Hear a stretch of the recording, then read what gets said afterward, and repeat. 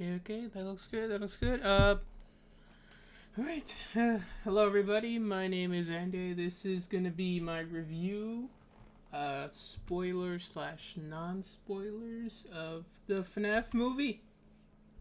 So, I think it's without a doubt to say, okay, so, how this video is gonna work is I'm gonna go through my non-spoilers first, and then, later on in this video, I'm gonna be,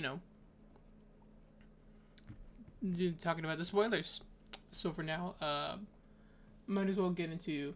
Oh, hold on.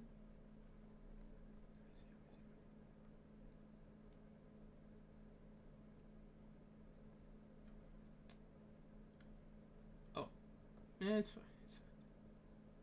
fine. Thank you for that, but that's not it right now. Okay, so FNAF. Wow. Uh, 8 years ago. Let me just get you into the mindscape of little me. 8 years ago, we were told. I believe this was around the time between FNAF 3 to 4. It was around, it was shortly after the third game had came out. I'm very sure that was a possibility, and it was like right before the teasers for the fourth game. So just for the record, we've been waiting for this movie a super long time, like years now. Like that's probably dumb to say. There's a lot of movies you wait years for, but this one especially, it was like, bro, that's a very long time. 8 years, 9 since the property came out. For real. Like, we all know this story. A guy was making a little children's game. Some people call him out and saying, "Oh, it looks like the freaky animatronics," and then he took that idea and made it into Five Nights at Freddy's, which is aspiring as all heck, I will say. Like, bro, you took a criticism of the work that you do and made it into its own thing. That's next level, like, dedication, that's like so crazy to see. And to make one of such an idea that's so original, because as far as I know and as everyone else knows, no one has ever done anything like that before. Like, no one has taken the concept of an already creepy thing that is animatronics into its own thing. Like, sure, there's been a few if you've been if you've been around the internet as long as you have, you've probably seen something like creepy pasta involving Chuck E. Cheese, where he's in a live creature that is immortal. Don't ask. I listened to something like that a long time ago. I think it was, what was the name, Mr. Creepypasta or Mr. Nightmare or something like that. Anyways, to have a game as good as that one come out, scary even, so much so that it's like just from then it spiked in huge popularity with all the different YouTubers, all the different people going in playing the game. Some people watching YouTubers having the volume down and then looking for the jump scare timestamps in the comments. You don't be ashamed. Like, everyone's done that, for real. I still do. So, and then the second game came out. It got even more popular somehow, and then all the hype was brewing for the third one. What also helped is the big mystery element. Like, for what it was, it also had a lot of hidden details and little sprinkets of information around. I'm sure some people say, that's not a coherent way to tell a story, but like, from how limited it was back then, the little point and click adventure thing, not adventure, just point and click, you're only in your office and you only get information out of things around you.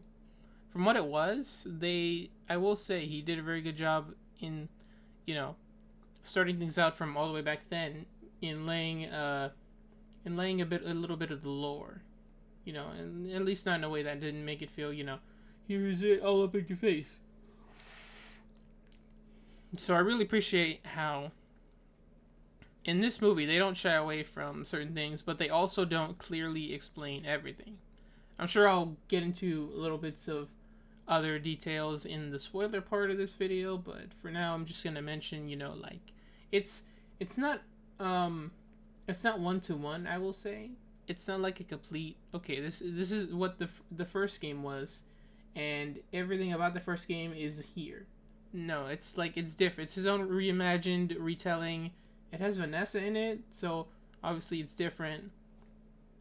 And like how it's being told in the perspective of this new timeline, because because it's we've seen it before. Like the books, specifically the Silver Eyes. It was a reimagined of the first game, but in a different way. It was like its own alternate universe, and that's exactly what this is. I will explain again more in the spoiler part of this video, but for now I will mention that. So what else? What is okay?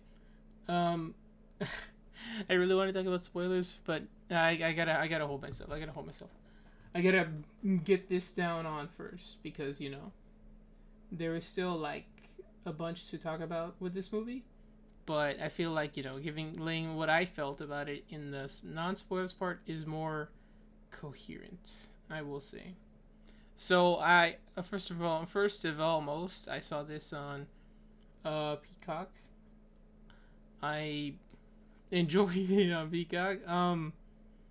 But like if you want to watch it Peacock, go ahead. If you want to watch it in theaters, go ahead. Like support this movie. It's actually really really good. I will say, in my opinion, it's really good. It's I know a lot of people, like either the critics are wrong or they don't understand. And I mean, like, fair, but also, at the end of the day, just, form your own opinion. That's what I do. Even if that means some of the movies that I like are maybe not the best of standard. But this one's different. I'm sure I'm positive because everyone else, FNAF fan or not so not, also really loves this movie. And it's very good to hear. Very great to hear. So how do I feel about this? Do I feel like it's a good adaptation? Do I feel it strives too far? I feel like it reaches a good balance between what is told in the games and also setting up for what is happening in its universe. You know what I mean? Because like again, there are some examples. Vanessa, for all we know, and then there's other characters in this that are not particularly part of the first game. So like for one, Abby is new. I would guess because and Mike Schmidt, as we all know, in the first game. We didn't know at the time, but like it's later revealed that Bro is like a purple corpse, and obviously Josh Hutcherson is not that. So that's obviously a very big deviation. And there's also another thing I won't mention that differs him from the game version, but again, that is spoilers. So how do I feel? I already said how I feel. I really like this movie. I would give it a I would give it a good rating. I'm probably not. I'm trying not to overhype it because, like, for real, that's kind of one of my things that I always do. I overhype things extremely much, and I'm trying not to give my extreme take on it. Because if I were to do that, this would be like the best movie ever for me. Because I've been here since day one. Well, I mean, it wasn't really day one. It was like around, it was like sometime between FNAF 2 and 3. Or no. It was between FNAF 1 and 2. I looked into the first game. I saw the teasers for the second game. And then the second game came out. I watched Markiplier play it. And then, all that jazz. So, I feel this movie reached a good point in telling a story I wanted to tell, elaborating on what is going on in the games, and sort of like more like just in universe really that we never could have seen in the first game, and also what the characters feel about it, how they relate to it, what is the relationship between each other. Like how are they affected by whatever happened, how is it seen as now, because we this isn't spoiler. We get a little bit of a trailer. We're saying, okay, yeah, this Freddy Fazbear's Pizza is still around because the owner doesn't want to let it go. The owner's probably who, Henry, and it's just still laying there for guards to work at, which also in the trailer, Steve Raglan employs to go ahead and work there. If you know, you know. So I would put this movie like, it's kind of hard to reading because like it's, yeah, I feel this is going around a lot because of people saying, okay, if you're a FNAF fan, you would rate this super high, but as a normal fan of moviegoers, all that, you would probably rate this somewhere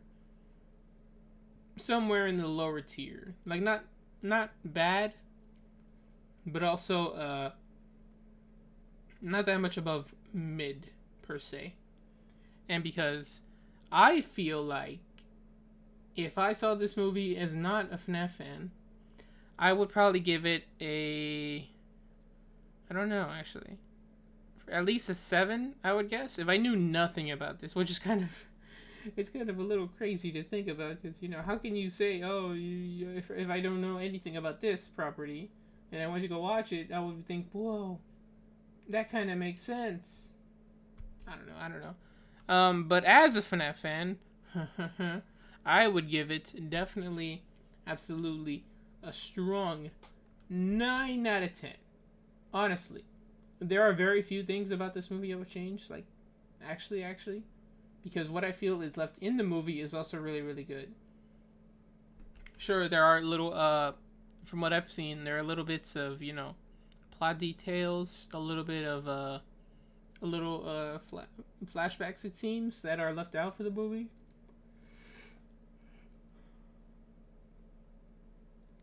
But at the end of the day, it doesn't really matter 100% because,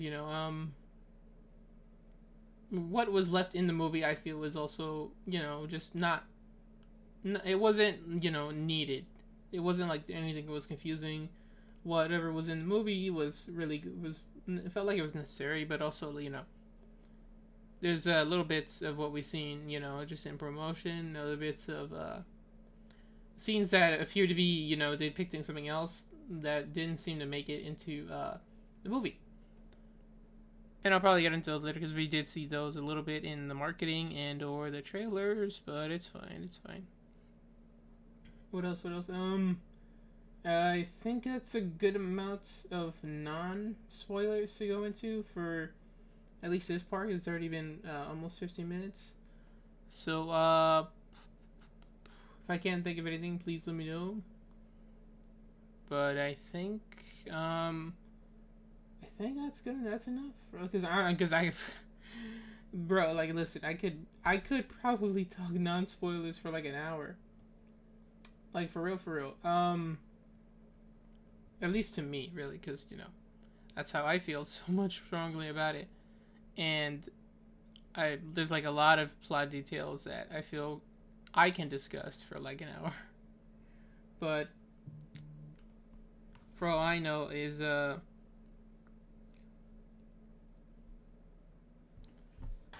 I dropped something. For all I know is, everyone else liked it, and that's what matters, and it is making bank in the box office, despite also, being released on Peacock. It is so successful just already, which is honestly really great to see, because I feel like it is also deserved by also the fact that, it's adapting a very popular game franchise. It's adapting a indie game franchise in the first place. And as well as, it's also very deserved by all the, talented workers, all the filmmakers worked on this movie. The people obviously who made these great animatronics right next to me, as you can see here. Just I feel like, say what you will about, the effects of this movie, the budget, all that. I feel like the best of the budget, which is arguably the most important, is what went into these animatronics, because the robotics, the suits, the everything, it was all worth it just so we can get these great looking guys. Which, I mean, for real, look, they're the best part. They're the best parts of this movie because they make it like form so well. You know what I mean? They make it work so well, and the sound effects they use, the jerky movements that they do, is honestly really great to see. Because, I mean, like, this is kind of a unpopular opinion, but I always hoped to wish to see the animatronics move a bit more in the games, because we never really saw it that much. We only saw like a little bit of them moving, and that was just in the first trailer for the first game. Like we see them moving in the show stage, all three of them. Then there's Freddy, and then Bonnie's running down the hallway, totally not Foxy. And then so it's just great to see them moving around here, because it's something I've always wanted to see, especially in the movie adaptation of all things. Because, you would never expect that. You'd never, ever expect that. So, like... no, I wouldn't talk about that yet. I was going to mention a little bit thing, but that's definitely in spoilers. But, what else? How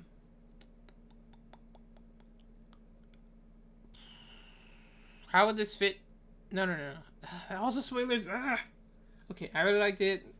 Box office successful.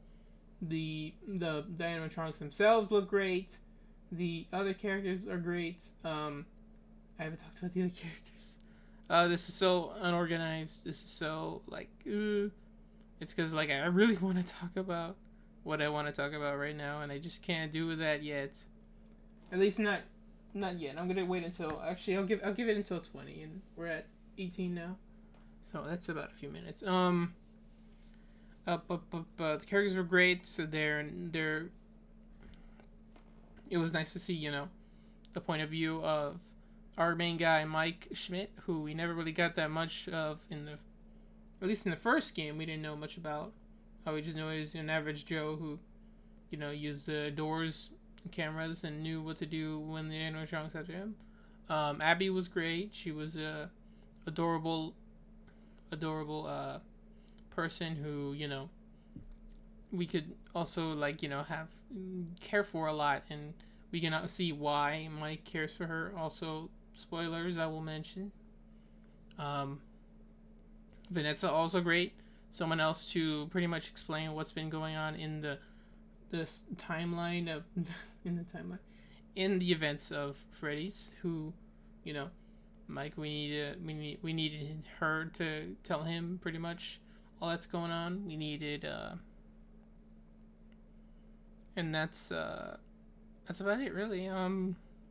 Any other characters that I will mention also in spoilers, and it's already about like 1 minute away. Animatronics characters, tone.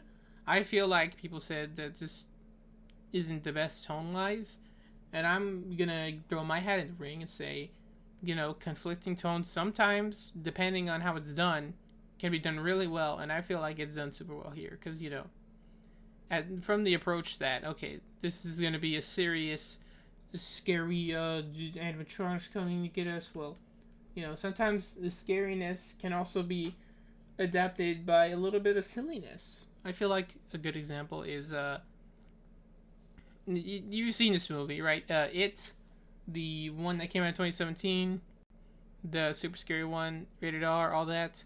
It has some great, funny moments. Like, for real, there are definitely parts in there that made everyone in the theater laugh.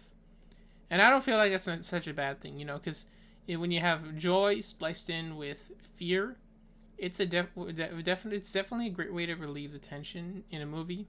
Because, one minute you're all like, oh, it's scary, I'm gonna die. But then there's also, like, moments where, like, that was so funny. I couldn't believe it, and I feel like it works well with this movie too, because if they can get very silly at times. If you remember the first game, one of the rules was not to put on the floor.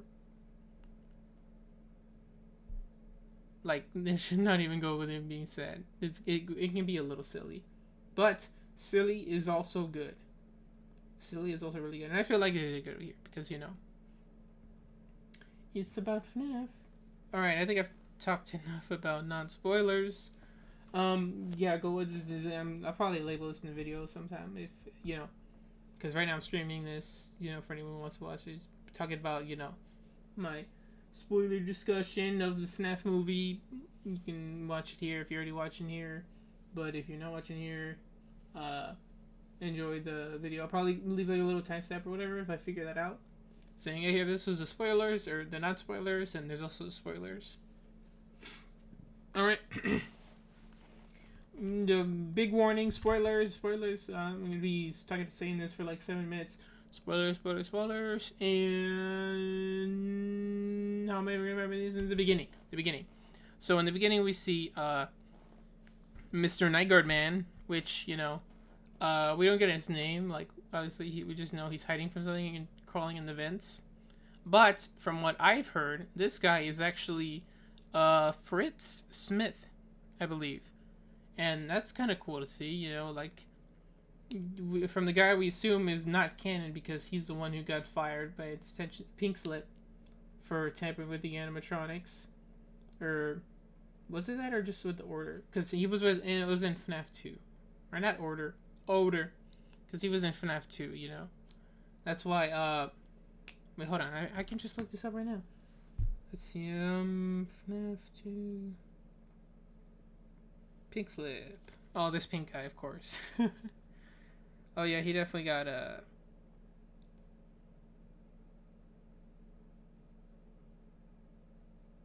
yeah, Temper with animatronics and Odor. The Odor is probably a little bit understandable given what he's gone through. And the temporary animatronic things, I believe that was their justification for how he makes the settings of the animatronics do what they do, like the 2020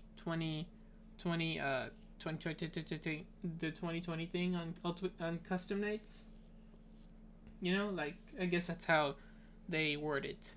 But for here, he's obviously hiding from the animatronics. We don't really see anybody really. We just see like a shadow of Foxy, and then they get him,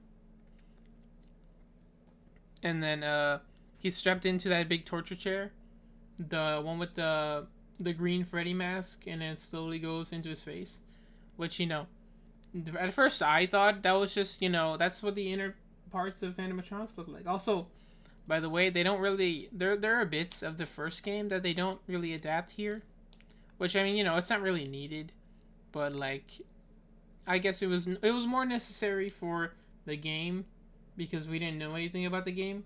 But for here, it doesn't feel like it would add that much. You know what I mean? At least from a certain standpoint, because in this, from what we would guess, I would have guessed, is that they would have continued the thing where, the animatronics, they assume you're an endoskeleton, so when they see you, they try to forcefully stuff you in another suit. And because we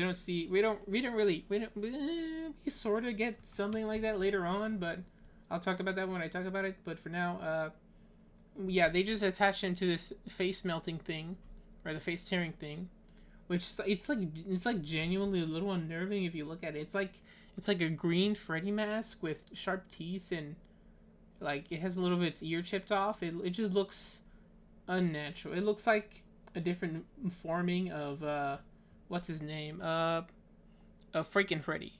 What's his name? Oh, what's his name? I can't remember. It's not Frankie Freddy. I don't think, because he put something else. Dreadbear. It's Dreadbear. Yeah, he looks like Dreadbear a little bit. But yeah, we still don't know what he is or what the deal is with that thing in the office. But it's fine. It's like a neat little thing to connect back to. Oh, okay. If you get stuffed in a suit, you'll get exposed to wires and animatronic devices that'll poke your face out. Which, I mean, you know, that's essentially what that device does. As we hear bro screaming in the background. And then we get to the intro sequence. Like, no kidding. This was a great feeling for me to see get into the movie. First of all, the intro theme, you know, that's a great theme. Like, you know, with the little 8-bits in the track in the background. There's a little bit of 8-bit, but there's also, like, you know, the 8-bit animation I'll talk about, but also like the theme itself. It's really good. I've seen people make little edits of the other trailers in it. You know, the FNAF 2 trailer, Sister Location, and it fits super well, actually. It's like a very good theme, and, you know, just something you want to listen to that really puts you in the, you know, like, it just tells you, like, this is what this movie's going to be about, and this is a theme that really goes with it. And I feel like that works. That works really well. It works really well, the theme being this movie of the animatronics, you know, because it's always associated with, hey, this is kid friendly, but nah, at least not to this extent, because, you know, we'll get into a little bit of silliness later, but also the 8-bits, like, bro, this is something I never would have expected for them to do, especially, you know, like, at least not, you know, with how they would have done it in the sense of, hey, look, when we adapt this part here for this game. I never would have expected them to do 8-bits for just the intro. Like I'm sure, you know, not everyone. I'm saying it wouldn't have been adapted in some way, like maybe for the end credits, but also just for it to be in the intro. Like, people made 8-bits of, from what I can remember, all the way back in the Living Tombstone, not the first song, but the second song. It's Been So Long, you know, where it tells a story about a woman or a mother who lost her son to the purple guy. Speaking of the purple guy, we see him here. Bro, my jaw was on the floor when he showed up. Like, we see just the purple 8-bit sprite of the guy putting on the spring Bonnie suit. Or, from what, you know, they don't really say his name, but they do, like, mention, okay, he's a yellow rabbit. So, you know, like, that's what they say, you mentioned here. Like, you're putting on the yellow rabbit suit and then slowly, one by one, taking them to the backstage to get him. Like, this was just something I would never expected to see in just the intro for this movie.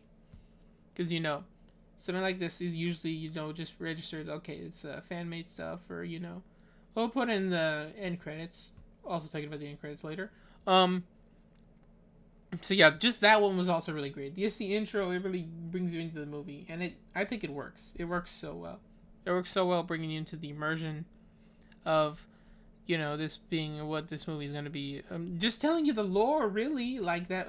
Just catching you up on what happened to the kids without needing, you know, we didn't need to see any flashbacks of something like this happening. How horrible it could be to see, you know, just with, you know, the concept of what's going on. I feel like not showing it, plus just showing how it came about as lowly detailed as possible with how it's done there, I feel like that works super well, and it just makes sense as to why they would do that instead of, you know, just flashbacks, which, you know, as unnerving as that would be, I feel like they made the better option by doing this here, because it just catches us up on, you know, what happened technically before even we get an intro with other characters.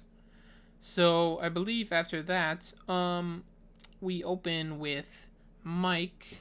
He's waking up in his bed. He has a Nebraska thing up there. He has some sleeping pills, which, you know, kind of relatable. Sometimes you need them to go to sleep.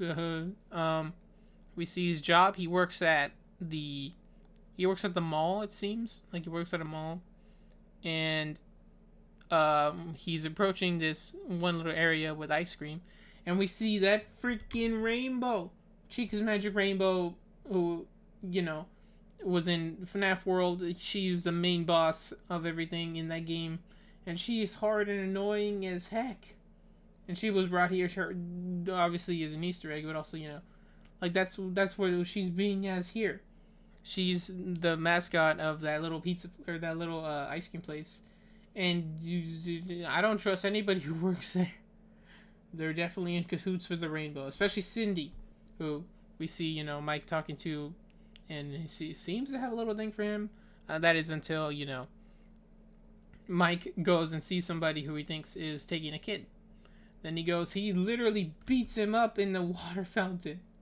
Like, and yeah, we were told that, that's actually his father, the boy's father. But it was also just crazy to see him beating him up in the fountain, because, bro, he really got hands with him. And, of course, we see later why Mike took the approach that he felt he should have taken, because, bro has been haunted by the taking of his brother that he knew so dearly, and has been having dreams about his brother every night, thinking he could do something to change it, which is, that's also crazy to think about, that he's able that he's had dreams for this time about something that he could have changed. That's just like so crazy to hear. And then we get a little bit, I missed this in the thing, but also we get a little bit of the time of this movie. I believe it's in the camera that we see, going over looking at Mike when he's in the little, the career counselor area, because obviously he got fired. But also that when before that happened, he was talking to a guy, and I believe, he was talking about dream theory, about all that's going on with him being like, hey, give something, just essentially giving the groundwork for what happens later in this movie involving dreams, showing him his book. And from what I've heard, this guy, I forget what his name was specifically in the movie, but it was like Jeremiah or something, and apparently this guy's Jeremy, Jeremy Fitzgerald, in which case that's really cool to see. Like whenever we had Fritz, we have Mike, and we have Jeremy, all the FNAF protagonists in this movie, and I think that's really cool to see. Like for real. They may not be in the sequels. We might still have Mike, but who knows what happens. So yeah, we get the time in this movie. It's 2000. I'm pretty sure, is what the camera details. So, and I feel like that's a good place to, to say what this place takes in. 2000. That's a good time for there's flip phones. We have Mike doesn't even use a flip phone. He has his old cord telephone. And I just hang in the back. So he goes and sees Steve Raglan, which, spoilers, this is William Afton, the Urple Man. He talks about what he wants to be, like what he can be given to work as a job in order to maintain custody of his sister. Which, it's relatable. He wants to keep his other sibling as close as possible, not to lose her, to, make sure that she's safe and okay in this world of craziness. Which, honestly, that's very, it goes to show how much he cares about his sister, and that's great. That's a great character, I will say, because there's always situations where older siblings care for their their younger ones, specifically older brother, younger sister, he looks after her, all that jazz. So yeah, he does mention, when he says his full name, Mike Schmidt, there is this little moment where, we see him, he takes a look at him, he's like, I've heard that name before. And he didn't say that, but, it's just a very little interesting moment detailing on why he would make a little assumption, how about that? Then he asked him for coffee, which, don't trust the coffee. And then after that, even, he details the job. He doesn't say what it is, but he does say, pay isn't good, but the hours are worse. And then, of course, the first time Mike says no. Then we see Mike go home. He steps by. He sees Max, the babysitter. Then we see Abby. She's great. She has a lot of drawings. She seems to really care about Mike, and vice versa, of course. And we see a little bit. We see how old this movie really could be taking place in. We see a little ad thing on the TV. When you're scrolling for cartoons in the early 2000s, you accidentally come across that channel. If you know, the little channel where it shows rings or something, jewelry, all that. And I'm not saying it's something that you don't want to see, but also at least for me, when I wanted to see cartoons, I would always go to that channel accidentally. I'm like, change the channel, change it. Anyways, so what happens after that? After that, we cut to well, first we go into the school where we see Abby pretty much by herself drawing. She's just like me for real. Um, then we see Mike talking to her teacher, and this is also explaining on what's going to happen, like, saying that this is also setting up for the drawings that will very happen important later. um for, like, saying something like, I don't know her exact words, I forget, but something, there was something that, like, drawings are important, and they express windows or whatever. They, like, they're a way for children to properly communicate with one another. Something like that. Something like that. Like, it's just a way to, kids to take in information, and that's very important. That'll come up super important later on in this movie. But this is just a way to, establish it and have it make sense here in this sense before, just without it making sounding different and or ham-fisted or whatever. So then after that, we have a little moment with I don't know if it was with the principal or someone else, somebody just important. But then we see what was her name? Jane Schmidt, I believe. Hold on, let me look this up. We see Jane, and we see Doug. Doug is great. He's the lawyer. He doesn't have to be, but he's there. He's just there for. He gets dragged along whenever Jane takes him somewhere. He's like, yeah, you have to come with me. He's like, no. He's great. He's great. Let's see, what was her name?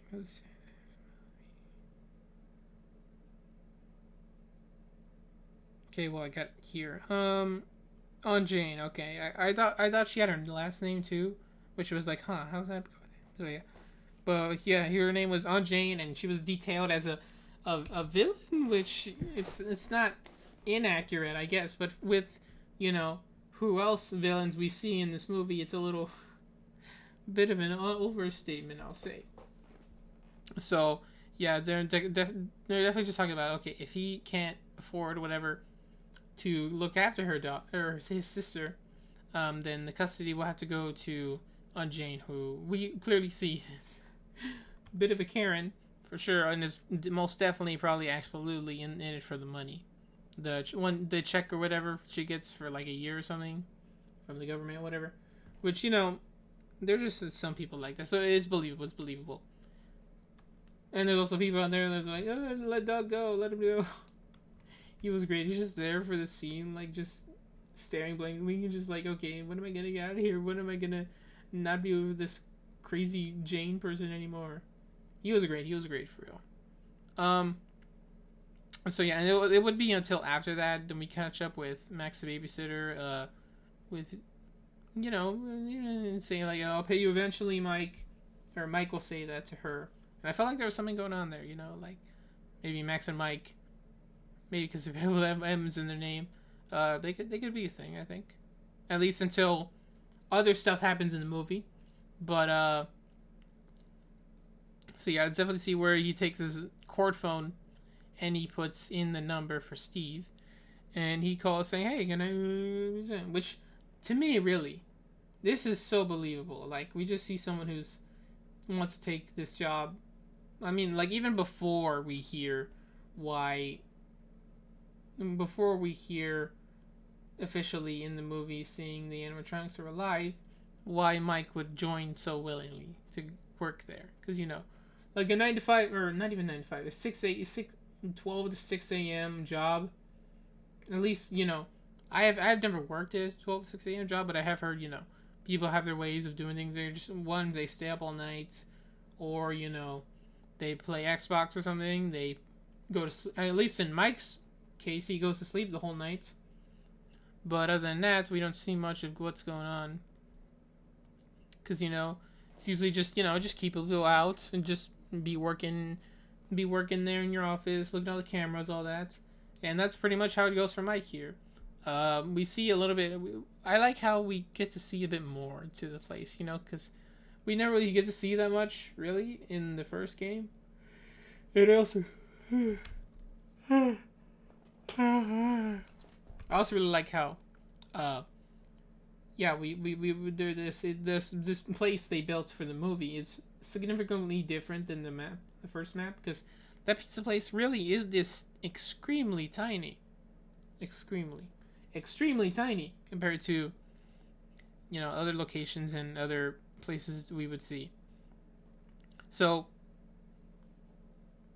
we go in the office, or we go into there, and there's already a few notable things I will mention. We don't get the significance between Foxy and him being the one that's out of order, because at least from what I remember, we never really see a little sign that's in front of him that says, "Hey, is out of order." No, we get into we just see him as one of the other animatronics, and he just happens to be a little worn down than the others, which also he's a little skinnier compared to them. So surely that makes sense. And also the doors. We don't really get big metal doors that didn't made a little sense in the first place of the first game, but yeah, we don't get those here. We don't get the big metal high pressure doors. We also don't get Phone Guy. Depending on who you ask, Phone Guy is a multitude of different characters that we probably don't even know his name from the first game, let alone who he is and how he died. But I mean, could he have been Fritz Smith? Oh yeah, also I forgot to mention, it was detailed and it was elaborated on, like, I believe in MadPad's video, that Markiplier was said to be the first guy it was said to be Fritz, pretty much. Which, I mean, it would have been great, like, seeing Markiplier in this movie. Obviously, he couldn't make it due to scheduling conflicts between this and Iron Lung. But, at least to me, it would have been a little sad to see him die. I don't want to see the king of FNAF get it by the first opening scene, Like, I'm not saying that it wouldn't have been great. I'm not saying it would have been a good thing. But I just, probably for the best to save it for another cameo sometime soon. Hopefully in the next movie. But, yeah. That's just how I feel about that.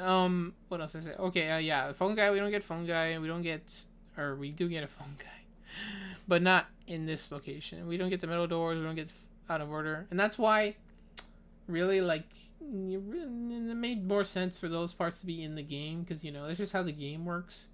But I feel like, a few little things here and there. And it could have worked if they put it in the movie. But, yeah, I'm not saying it was needed. But it was just saying, like, they could have put this there and they wanted to. But they obviously didn't need to.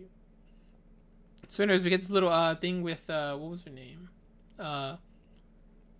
Employee worker lady. I don't know her name. I forgot her name. It was something there. She's the white replacement Phone Guy, I guess. Detailing which they do mention this. We see a little tape that was labeled specifically for Mike, and we have no idea. They never elaborate on that. Was it Steve who put it in there? Was it Vanessa who put it there? Is it the animatronics? They know his name. They put it there. We don't know. We don't know that, so we don't know that's what it is. That's already like a little bit of detailing in the world that the first game will capitalize on being a big mystery element on. We don't know what's going on, and this is already a mystery. Like, who put Mike's name in the tape before the tape goes in? Like, who did that? So, yeah, that's pretty much it. They go into this is where we get a little bit more into how it was in the 80s, which, it makes sense. Well, they don't 100% say this is the first location of its kind. They don't 100% say, oh, okay, this is the first animatronic place, because, if you know the timeline at least, it's Fredbear's, it's the old animatronics, the Wizards, and then it's the toys, and then it's these guys. So they didn't really detail that, I guess, but they didn't leave it as to where it's 100% impossible for that to be where they want to go. You know what I mean? Like, because, they elaborate, okay, this is a yellow rabbit. They don't say, oh, it's an old Spring Bonnie animatronic. But they do mention, it was only older suits, which also they show other suits. I will talk about that soon later. But we do see other suits that have spring locks. Specifically, this one suit, which I mentioned looked like Baby, but it's really another one. It was like, what was her name? Eleanor or something? but it wasn't Baby. It was another suit. How are you? Hi, Jessica VTuber 2. I'm good, thank you. Hold on, let me. How's this work?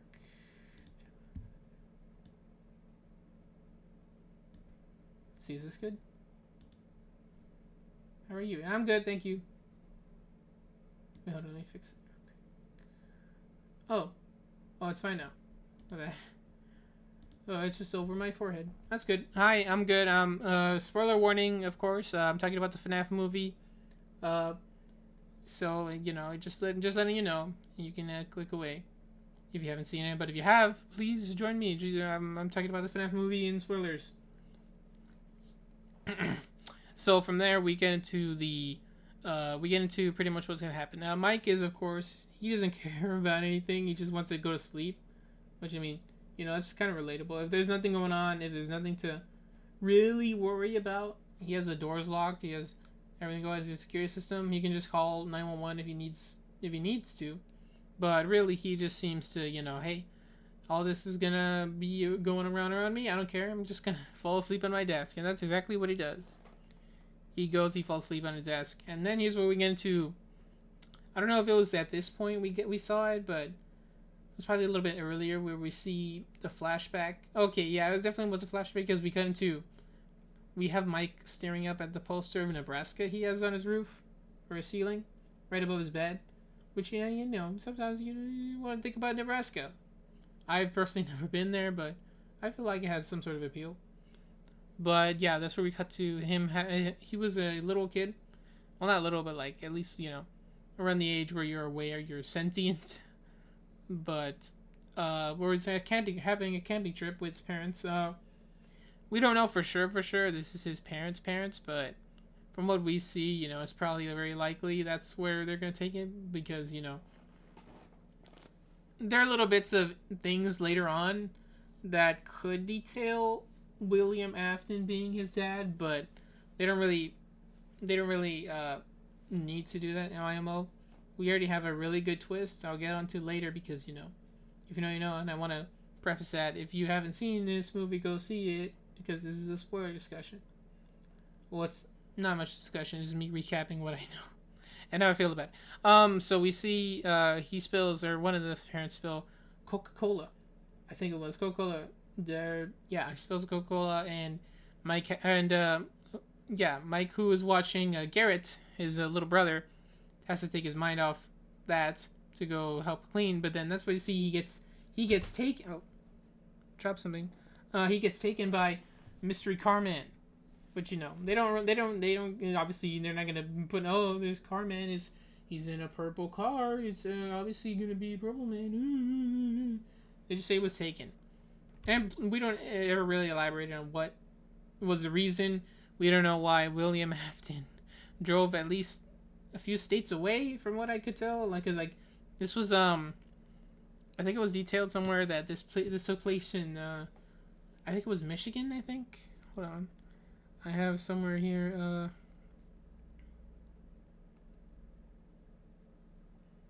cause someone, okay, yeah, it's early 2000s, but where,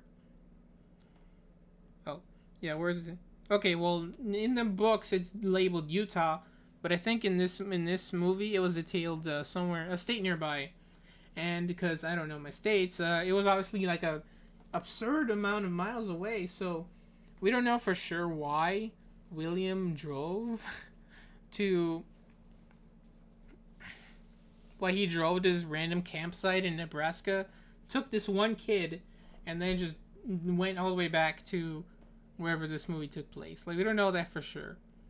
We don't know if it's for book spoiler, not book spoilers, game spoilers, for him to be doing his, you know, experiments that we hear about in the games. If you know, you know. Stuff about Remnant. That wasn't in the games. It was just stuff about, you know, that's stuff like if more so for the books. I mean, you know, Remnant, the FNAF 4 area where we learn that the whole thing took place in the mind of a kid who was on fear gas, pretty much. Crazy stuff. So yeah, we don't know what that's all about. So, because, you know, like, did he come for, if he was Mike's dad, did he come for his kid? but then decided to, because he knew about his sibling, he decided to just take the little kid and then use him for animatronic possession purposes for whatever. We don't know that for sure. We don't know anything, and that's another great level of, he does say like, "Oh, I've killed your brother, and I'm gonna kill you." Symmetry, my friend.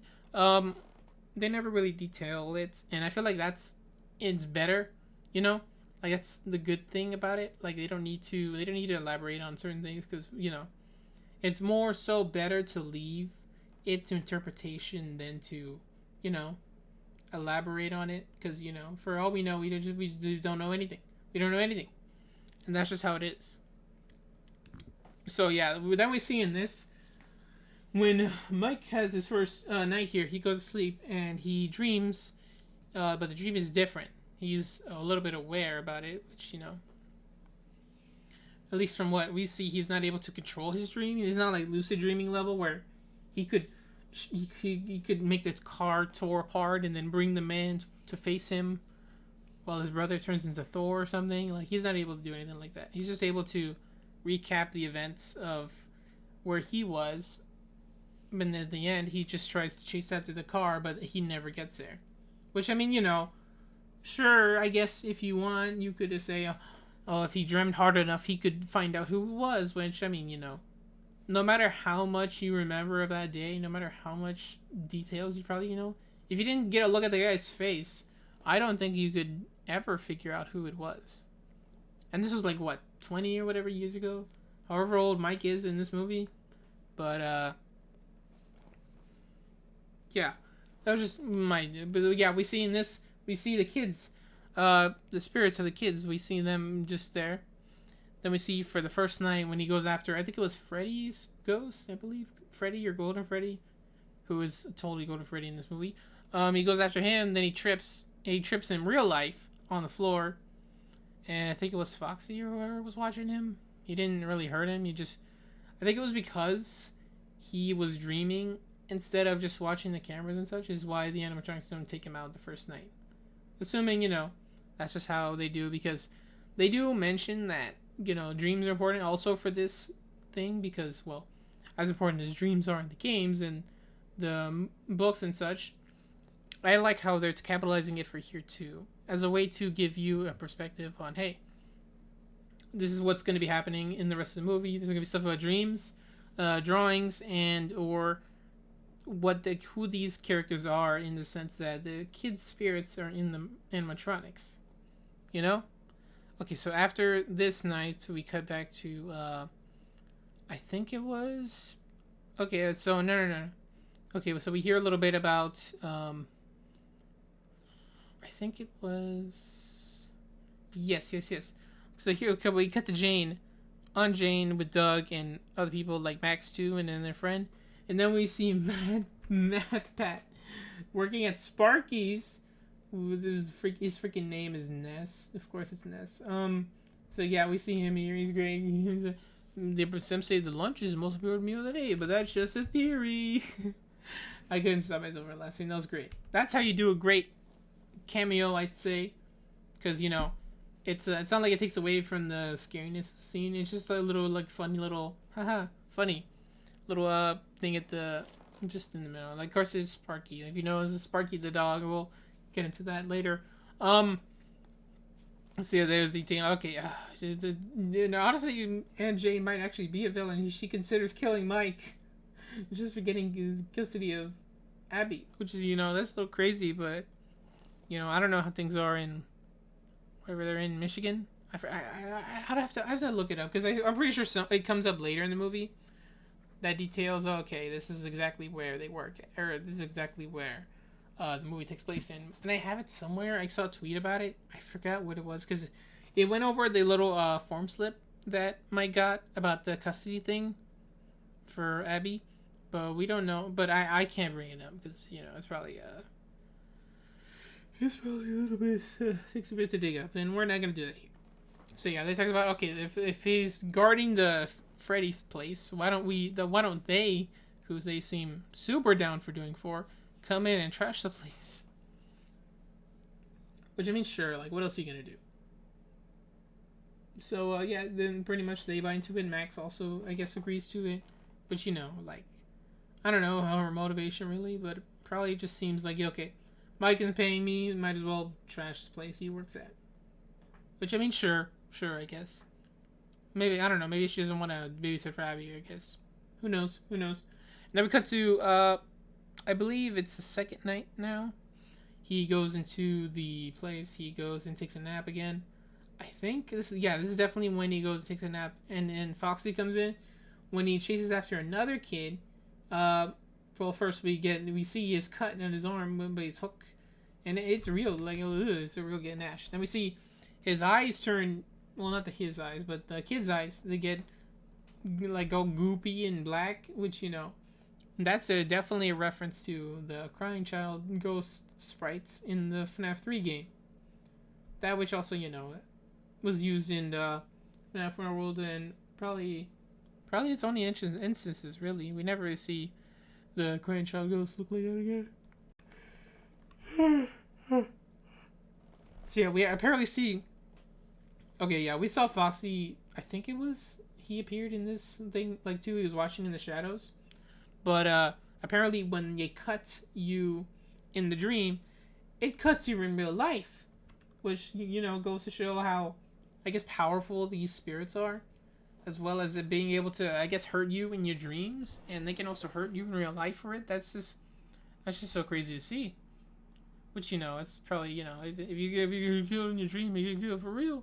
From obviously Nightmare on Elm Street, Freddy Krueger, all that stuff. So yeah, it's very interesting how they do it here. And then we meet Vanessa. There's the red emote. Vanessa, she's great. She's a policeman here, a policewoman. So then she comes in. I don't know if the detailed that. Okay, every security guard she comes and visits, gives them the rundown, and then lets things take care of themselves because she's kind of cleaning up after Mike, after freaking William Afton. So yeah, she presses the start button. He sees him move. She even asks Mike if he wants to dance, which who knows if that leads where that'll lead, But yeah, then the Bonnie explodes pretty much, full of sparks and all that. And then she's like, "Nah, okay, it's fine." And then but she does notice a cut in his arm, which he helps her out with that, which is a little sweet, Gives her a badge and all that from the little price corner thing. That's cute, very cute. And I like how Vanessa, again, I'll elaborate on what her place is for this world in a sense, but it is great to see Vanessa, a character from Security Breach, come in this and without feeling forced. Like, it works, I would say. It definitely works for this movie. And I'll get into also why it works so well later, but for now let's talk about what else. I think she stays a full night. I'm not sure. Yeah, I think so. I think it's because he woke up like later in the night, and then she shows up also later in the night, and then she stays with him, and then they trail off, I believe, and that's when the Raiders show up. I forgot their names. Yeah, the bunch of guys, man, Max. They pretty much hang out between when Mike is leaving, and then they go in there early in the morning. Which, I mean, yeah, it's fair. How else are they gonna show up when? Well, I guess there's a lot of time between whatever could be registered as nighttime and also 12 when Mike shows up, if he shows up at exactly 12. But yeah, like if this is probably a good time to show up. Then it's like early dawn, I believe, or dusk, early dusk, pretty sure, because dawn is like sunset, and dusk is sunrise. So they show up early dusk. They go in there. They start trashing the place, which is kind of a little disheartening to see them busting up the pinball machines, the price counter, making a mess of the kitchen, whatever, all that. And then we see, I believe it was a cupcake. We don't know what is going on with this cupcake, for real. He comes up later in the end, but he's able to freaking do a lot of things on his own. Like, what is he? We don't know. He's just a menace. Oh, I also forgot, speaking of menaces, freaking Balloon Boy. What is he? He shows up and scares Mike like 2 times. Well, the first night was he showed up, and then the second night or the third night he shows up also. But I'll mention that in a bit. But yeah, how many nights does Mike stay? 2 nights. Okay, it's already been 2 nights. Okay. Right. So then we go to the kitchen, of course. The guy gets his face mauled by Chica. Right, Chica's fake. We see her moving in the background, which is also like the build of tension. And also we see Bonnie's eyeball open, which is also great.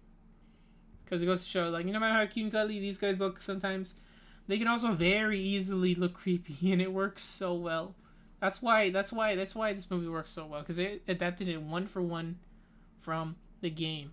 From the game that makes them look so intimidating, yet cute in other scenes. I will elaborate on that later, of course. But, yeah, like, the he's mauls his face. So, yeah, sharp teeth from what we can see. Bro is, for real, a menace. A menace to society. So, yeah, like, Chica, I guess, has this little launch cupcake. Or it sounded like it came from the cupcake itself instead of, Chica just throwing it. But I like how they made the cupcake its own character in this movie. I guess if you would say that. Because, if you watched first game, it was just, okay, there's a cupcake in your office. There's a cupcake in Chica's hand, but it kind of goes away when she goes and does something. I mean, they don't really elaborate on where the cupcake goes, which, I mean, where is Toy Chica's beak in the second game? We don't know. But it's cool to see that they did that here to make, have there be more characters, in a sense. So, yeah, like, I don't know, we sort of hear a little spring thing, and then he launches at him. He apparently can maul his whole face. And is strong enough to stay on his face until he dies, which, one guy sees and he is horrified by that. Which is very understandable, really. So, yeah, like, we don't know for sure. We don't know what's going on with the computer. We don't know if there's a kid possessing it. We don't know if there's more kids. We don't know what is going on. We don't know if it maybe... Okay, one of the things I did hear about this movie, there's a cutscene apparently with a dog. So, at least from what I've seen, the people are saying, okay, the cupcake is possessed by the spirit of a dog. Which, I mean, that could make sense. It wouldn't be far off to say, hey, Mango was possessed by the spirit of a dog too. That's why they do what they do. Which, I mean, it's probably makes sense. Okay, so we see, one of them goes and runs out. Thankfully, the guy who was in the office who was about to smash the security monitors wasn't able to do that yet. He was able to see run in for his life to a little closet, which, Spy Closet, it was good to see. The body is in there and he gets it. Yeah. Which is also crazy to see. And then after that, he closes the door, he locks himself in, and then we see Bonnie and Chica, they walk towards the vent. Obviously, they can't fit, but Chica lowers her cupcake in there, and the cupcake just hops in, and then boom, boom, boom, boom, all the way, giving me... They don't have to do FNAF 2, I guess, per se, because they could easily do, like, okay, this is the FNAF 2 movie, we have a lot more animatronics, we have a lot more things to worry about, which, I mean, like, yeah, they could do that, but they could also, from what I think, they could do, like, security, they could do that, but with security breach, because just replace the toys with the glam rocks, replace the place with the mall, all that. And then the third movie is with Springtrap and another character I'll mention. Yeah, we see Cupcake come in. Apparently he has sharp teeth, but he's able to be stopped by the guy putting on the little gate for the vent. Then after the door opens, he makes his way to the exit, which is right by his office. Which, I mean, kind of gives me vibes of the FNAF 3 place, because, the exit is like right by him, but bro doesn't take it. But at least here we get a explanation. The animatronics the ghosts can not only possess the animatronics, but they can also temporarily control the world of everything. They can make doors open, they can make doors close, make doors not open at all by sort of locking them, and then just make lights flicker and all that. And then we see Foxy gets him. And then we got a very interesting scene where after they've all been got, well, most of them, we see Max hopping in because she sees one of the ghost kids leading the way to the back room to, I believe, parts services. Then we see freaking Sparky the dog It's unbelievable. It's like, I was like, okay, like, no, it's probably, what's his name, Fetch from the books? No. It's Sparky, I believe, pretty surely, because we see, Ness works at Sparky's, so why wouldn't that be there? So, it's just so crazy to see after, if you've been around as long as I have, you all have probably seen that one little image of Sparky, the dog, a rumored animatronic, a rumored fake screening thing, because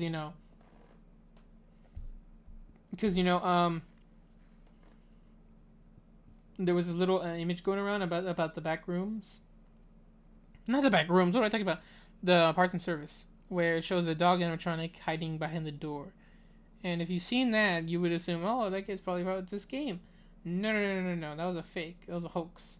It's a hoax. But here they seem to have adapted it for the reality. So what does that mean? Is he an animatronic? Is he a character? Is he an animatronic from the 80s that is now just a suit lying around? What does that mean? I don't know what it means, but also, it's also another plot element that they could easily pick up on later. Here's Sparky the dog. He's a suit right now, but later he'll be an animatronic. That's just so crazy to see and so great to see. For real. So after that, when we see Max approaching Freddy, someone goes, warmer. And then she goes, looks into his mouth. And this I did not expect. Like, if you've, probably there was a leaked trailer going around a long time ago. And of course, if you're me, if you're curious, if you really want to see what's been going on, you have watched it.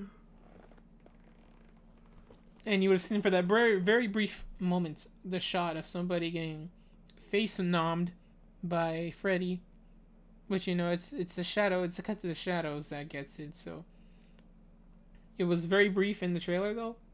It was like just a half a minute of her getting lodged in. And I thought it was just going to be that. I thought it was just going to be, okay, her head's going to get stuck in there. And then chompy chomp her on her head. And then her neck is the one that gets chopped. But nope. Apparently Freddy is strong enough, well, ghost-wise, to chomp her whole torso in half. Which is insane to see, because it was like, oh, whoa. That's something you never see from allegedly a PG-13 movie, which, this movie definitely didn't need an R rating. I will say that. Like, wow, a little bit of blood and gore. Unnecessary, I will say. Well, I mean, maybe for one dude's performance, but we'll get into that later. So yeah, that's what happened with them. And then we see, so yeah, there are little bits of other animatronics back there, but I'll get into that in a minute. So then we see, I think it was in this day, I believe, where we see Vanessa pay a visit to Mike, who is already a little curious about where Max is. She's calling her on the phone, but obviously no one's picking up. So, Vanessa comes here. She sees that the place is broken into. She doesn't appear to see. Well, I mean, we don't know really if it was her or the animatronics that cleaned up after the raiders. Like, we don't know that for sure, actually. Now that I think about it, because from what she says, she cleans up after it's mess, but we don't know if she cleaned up after that even, like, because from what we see, she goes there. Did she have to drive the car away? What did she do? And she does mention, okay, once I make this report, it's out of my hands, which I'm a little bit like, are you, Vanessa? Are you really gonna do that? Are you really gonna make a report, you sussy baka? But yeah, then we have this little neat moment where her and Mike talk. He tells her about why he's been staying pretty much. I mean, why anyone would want to stay at least more than a few nights, because he feels that the kids that are in his dream can tell him who it is, what's going on, who the one who took his brother. Even like what he say, what will you do? I will do anything. I will give you anything. That's what he says. Which, really choose your words more carefully, Mike. So then he talks about, okay, his mom died, his father couldn't take it, and there's just a neat little moment of where we see Vanessa and like, I feel like this is her way of showing genuine empathy for Mike, and not just being okay. I'm the policewoman. Don't trust me. I feel like this moment is when she really related to him in a sense that this is another broken soul like her, as we find out later on why she is the way she is. But yeah, this was I think she does do something which is like this is probably her way of showing that her morals are questionable. At least not for the good of Mike, where she takes the pills and throws them in the creek there.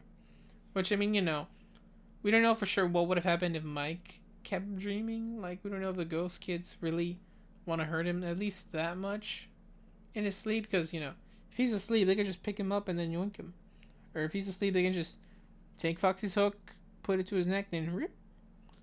But yeah, we don't know that for sure at all. So like yeah, maybe she was doing it for that. Maybe she was doing it for another reason. Who knows? Who knows? But I guess Mike doesn't need it. He can fall asleep just fine on his own. Really, he took Nebraska Pulsar, and because Max isn't around anymore, he brings her along to make her little tent in the office, which is adorable. And she's actually excited to go. This is very cute, very adorable. And so yeah, he pretty much goes to sleep there. Well, he doesn't go to sleep exactly. He actually does his job, which I mean, who knows really if the animatronics, the kids, like this or not? Because while he does get jump scared by BB, he cleans up after the place, which is kind of a sweet little thing. Just seeing it get torn up, all that, seeing it get cleaned up like this is kind of nice to see. Especially see Mike doing it. It's a neat little montage, which I mean the one of a few neat montages I will say. More on that later. So yeah, it's great to see the place get cleaned up. You notice little blood spatter, sort of, on the window, which I mean we still don't know who cleaned that up. Is the animatronics they clean it up? The ghost kids, do they clean that up? Was it Vanessa? We don't know for sure. We don't know, like for real. Which is again also a neat little thing. Like okay, who did this? Who did this? We don't know.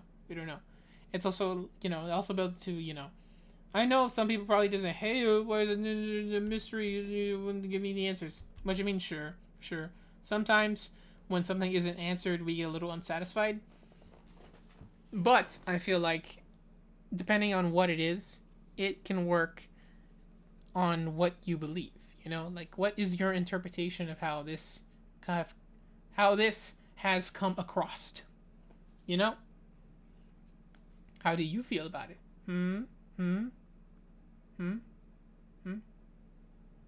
Okay, so anyways, we see one of them. I guess one of the ghost kids. They come up. They wake Abby. Mike goes and finishes cleaning. He goes back to sleep in the office.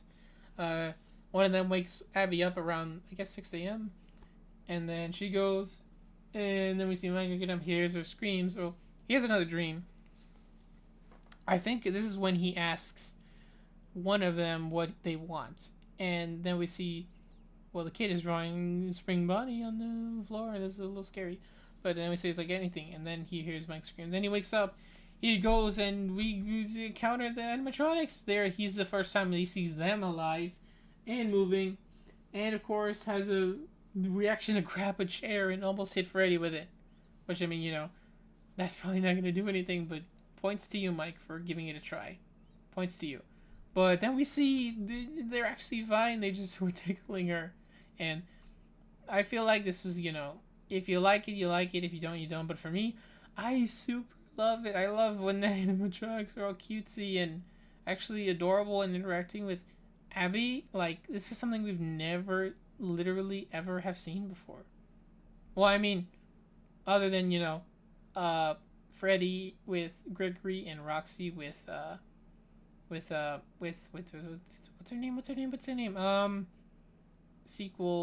name? Sequel to Security Breach Ruin. What's her name? Well, it's not Abby. What's her name? Why can't I remember her name? Her name is Cassie. Cassie's her name. Cassie.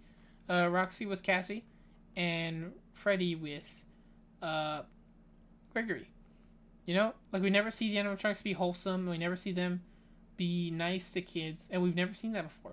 Here we see it, and I think it works so well because you know, why would the kids not want to be friends with other kids? Why wouldn't they want that? Like, sure, they dislike adults. Obviously, we've seen that. Any adult that they've seen, at least except Vanessa and somebody else, they've gone out of their way to attack and maim horribly. But here we see them actually be friendly to Abby, from well, at least from what it seems to be like, because we will. There's a bit more on that later. So yeah, we see that going on. We see that tickling her is adorable. The first thing, and then we see them just standing around as Mike tries to rationally think about whatever's going on. Which, you know, who could blame him for making that?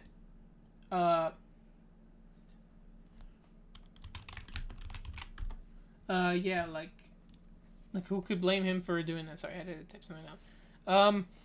Yeah, like who could blame him for thinking, oh, is on the game show? Am I on something? At least trying to rationalize what's going on, despite you know, creepy stuff happening here and there. If he gets a random cut in his arm, he at least sees one of the ghost kids. I don't know if what he registers them as ghosts.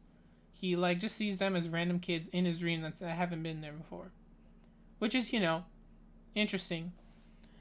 And so after that, of course, they go home. There's one little moment where I feel like it's so great, so great, so great. Where Cassie, well, there's two moments. Cassie gives Bonnie a little drawing, a little heart, and he holds his hand. He's like, oh, which you know, this also calls into the importance of drawings, because you know, more on that later, of course. But also, you know, Abby's a drawer. She draws things that she's seen. Also, again, later, but yeah, this was really sweet seeing her draw like a little heart for him, gives it to him, and he's like, oh, look at this. She was the Chica, I think. And then before they leave, she hugs Freddy bye, and then as he hugs, it's a little adorable, but also as he hugs Freddy, he kind of looks at Mike and he gives him a little stare. It's so funny because both of them want the best for Abby, but currently Freddy is the one who's hugging her, and he's like,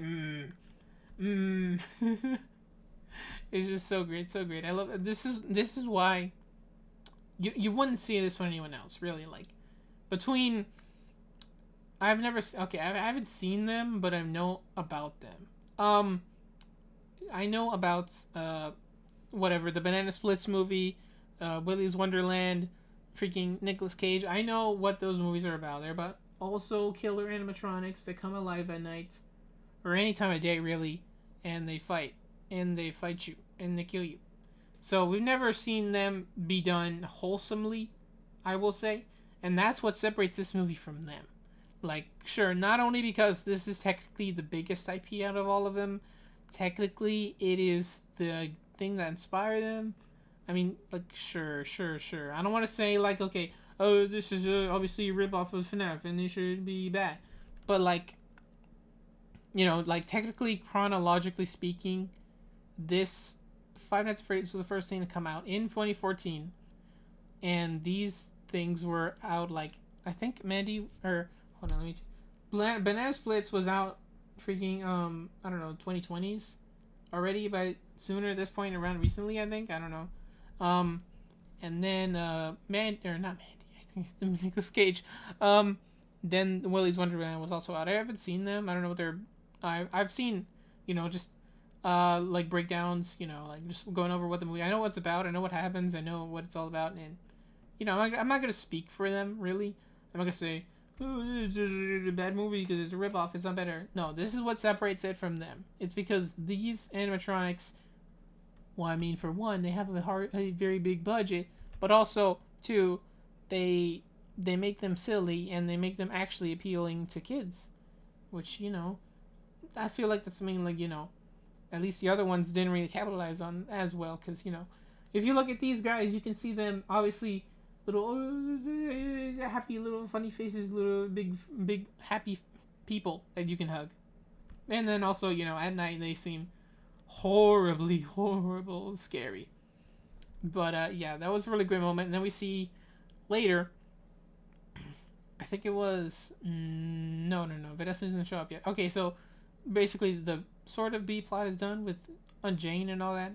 But I mean, well, we first had disciples, her disciples taken out, and then it's the big boss with Jane. But yeah, we see at this moment where Abby's drawings, she draws what she's seen or talked about with the others, and then she draws Garrett in the car with the spaceship and being driven away. So then Mike presses her a little bit on, hey, can you ask them about that? Which, again, this is also another good reason why Mike would want to go back and even bring her at all. Because, at least from what he's seen, he seems to sort of trust them with Mike. Trust them with Abby. Trust them with Abby so much so that he would let her come back the next night, to go back the next night and ask them about what happened to Garrett. It's just like, they made it make so much sense in this world. Like, because, whatever the circumstances in other games, whatever's going on, are they stuck there first night? Are they stuck there at all? Like with Gregory, do they have some personal vendetta with the place? Sure, I guess. Like, yeah, like, why else would anyone want to stay there the first night? Do they really need the money? Are they like, what's his name? No. Was he there for only one night? I don't even remember. I'm trying to find out about Winnie's Wonderland, but I can't even think about it right now. I'm so pressed about. I'm not pressed about this movie. I'm so focused about this movie, I can't think of anything else. It just makes so much sense to me that they would have it be so personally connected with Mike to make it make sense as to why he would stay 5 nights. Like, cause like this works for me. This works for me so well. Why else would he stay there every night? No one would stay there right nights. Well, I mean, maybe that one first security guy, but he didn't really. We don't know if he got killed on his first night or his later nights. I mean, there's no later nights. It's not like, okay, did he get his paycheck? I don't even know. Did Mike get his paycheck in this movie from Steve or Raglan or whoever? Did he get paid? Well, I mean, depending on what I don't know, maybe William was bringing his wallet along, he could have just yoinked it and then spent all of his money. Or spent most of his money. Or whatever happened at the end. I'll talk about that later. I'm just trying to focus on this movie. Okay, so it's the next night. Their plan is pretty much to go ask, hey, what's going on with this guy? But first we see Vanessa, I think this is when she's hanging out there by herself. She's kind of just there looking at the animatronics like, And then we get this brief little audible hint, I guess, of what she's been through. Where we hear kids in the background while she's just staring blankly at the curtains.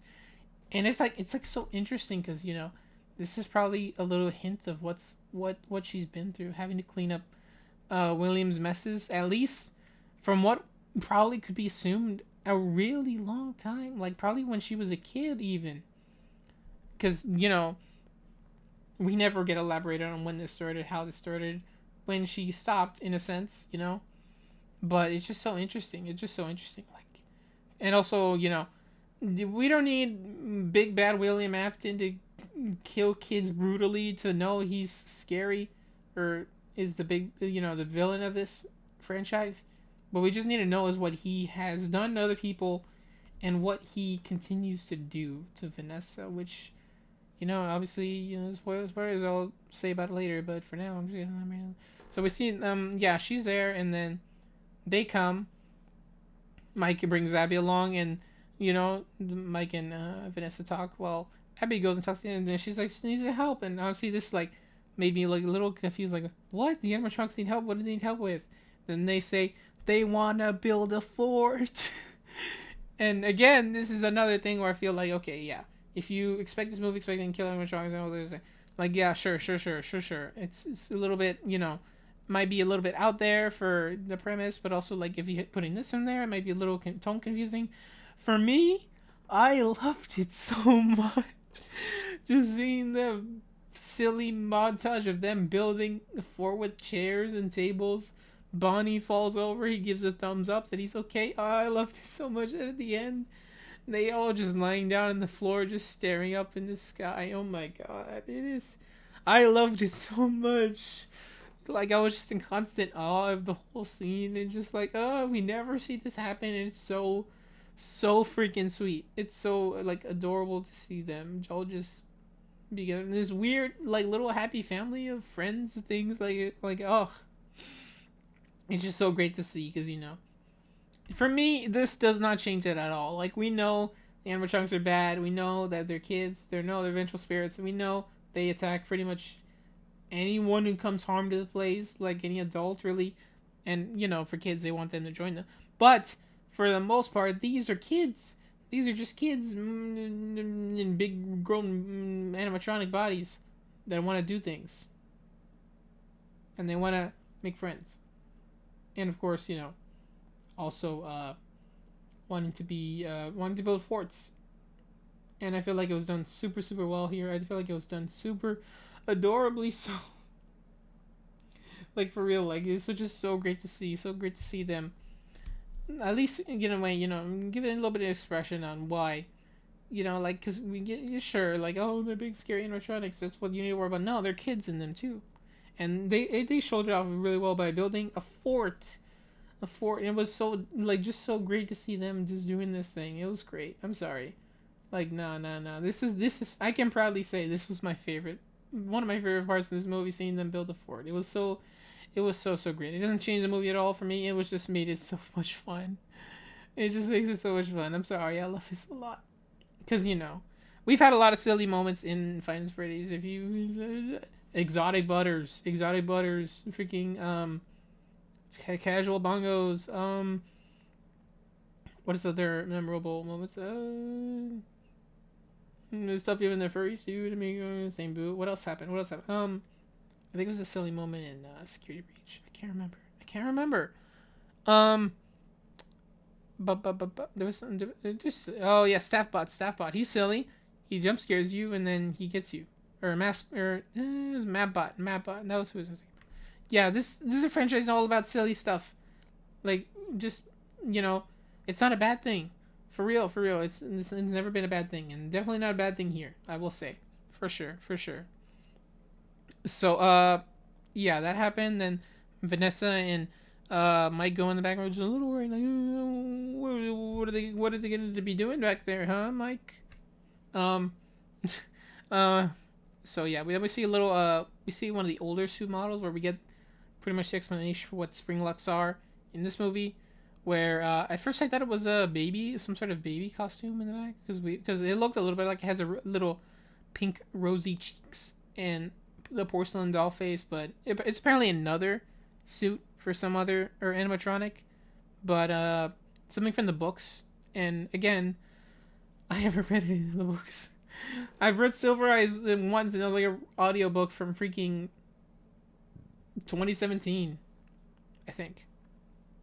Anyways, so yeah, so yeah, we're just getting this neat little moment here where they're both talking, and then, hi Ende, hello, hi, hello, Ebby Banana, hi Ebby Banana, I'm doing a spoiler discussion for Five Nights at Freddy's. If you haven't seen the movie, just letting you know, okay, if you can want to watch, but also I'm talking about the movie here, so just spoilers just in case you haven't seen it, just letting you know.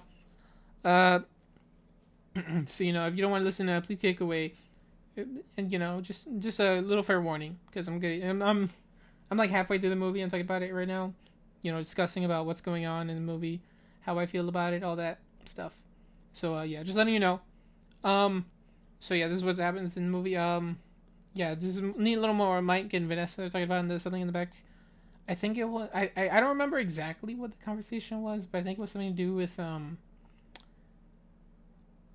it was in this moment where Vanessa pretty much just just says how uneasy she is about this place, because well, I mean, first she was just looking for a table curtain for the roof of the fort, but for now she's kind of just like and I feel like this is also kind of just as a way to show don't tell, as to where Mike mentions it that she seems scared back here, which I mean, like, it's fair really to assume that maybe long ago Vanessa as a kid went in the back room in the parts and service to help William clean up after his mess, or maybe she saw it and then he made her clean it up, help him clean it up. Like, it's just so crazy to see, like, how much could be interpreted just from what we're told. Like, for real, for real. So, yeah, we get that much, and then, they're just, the animatronics are goofing off around stage. Then we get this little moment where, Abby accidentally gets hurt. It's so sad. She tries to string Bonnie's guitar, which I guess they did elaborate on. Is a little, glitchy with bugs and, like, what do you call it again? It's, electric shock, something like that. What's this? I forget the word. It's something else. Like, yeah, she gets in and then she falls down, and they're all looking at him. Even the animatronics are like, oh, they care about her in a way, which is just so great to see. So great to see. So then from there, of course, they go to leave. Vanessa pretty much hurriedly much so tells her to leave because, at least from what we've seen, other night guards have never really brought their younger siblings or kids around just to, just come in and take a nap or whatever. But, yeah, we've never seen that there.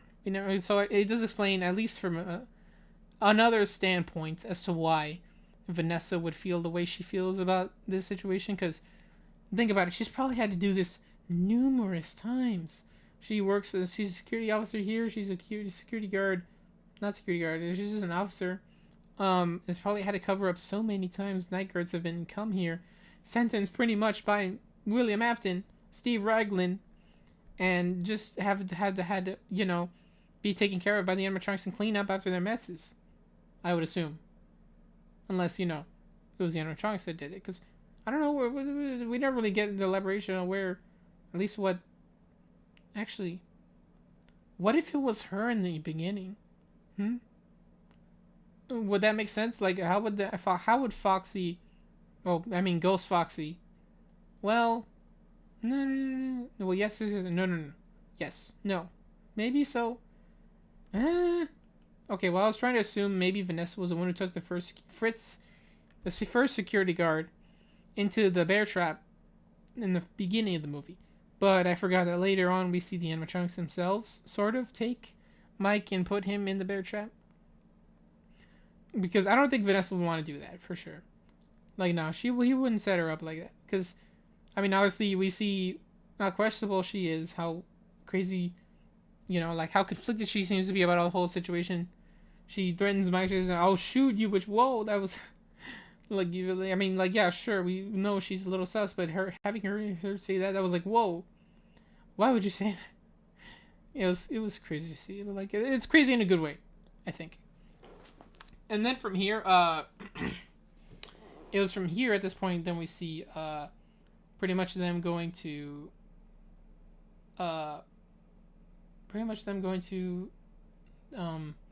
they go back to the house. Mike brings on Jane over to pretty much babysit Abby while he goes to I believe this is his 5th night already. So the first night it was he falls asleep the whole time. The second night he meets Vanessa.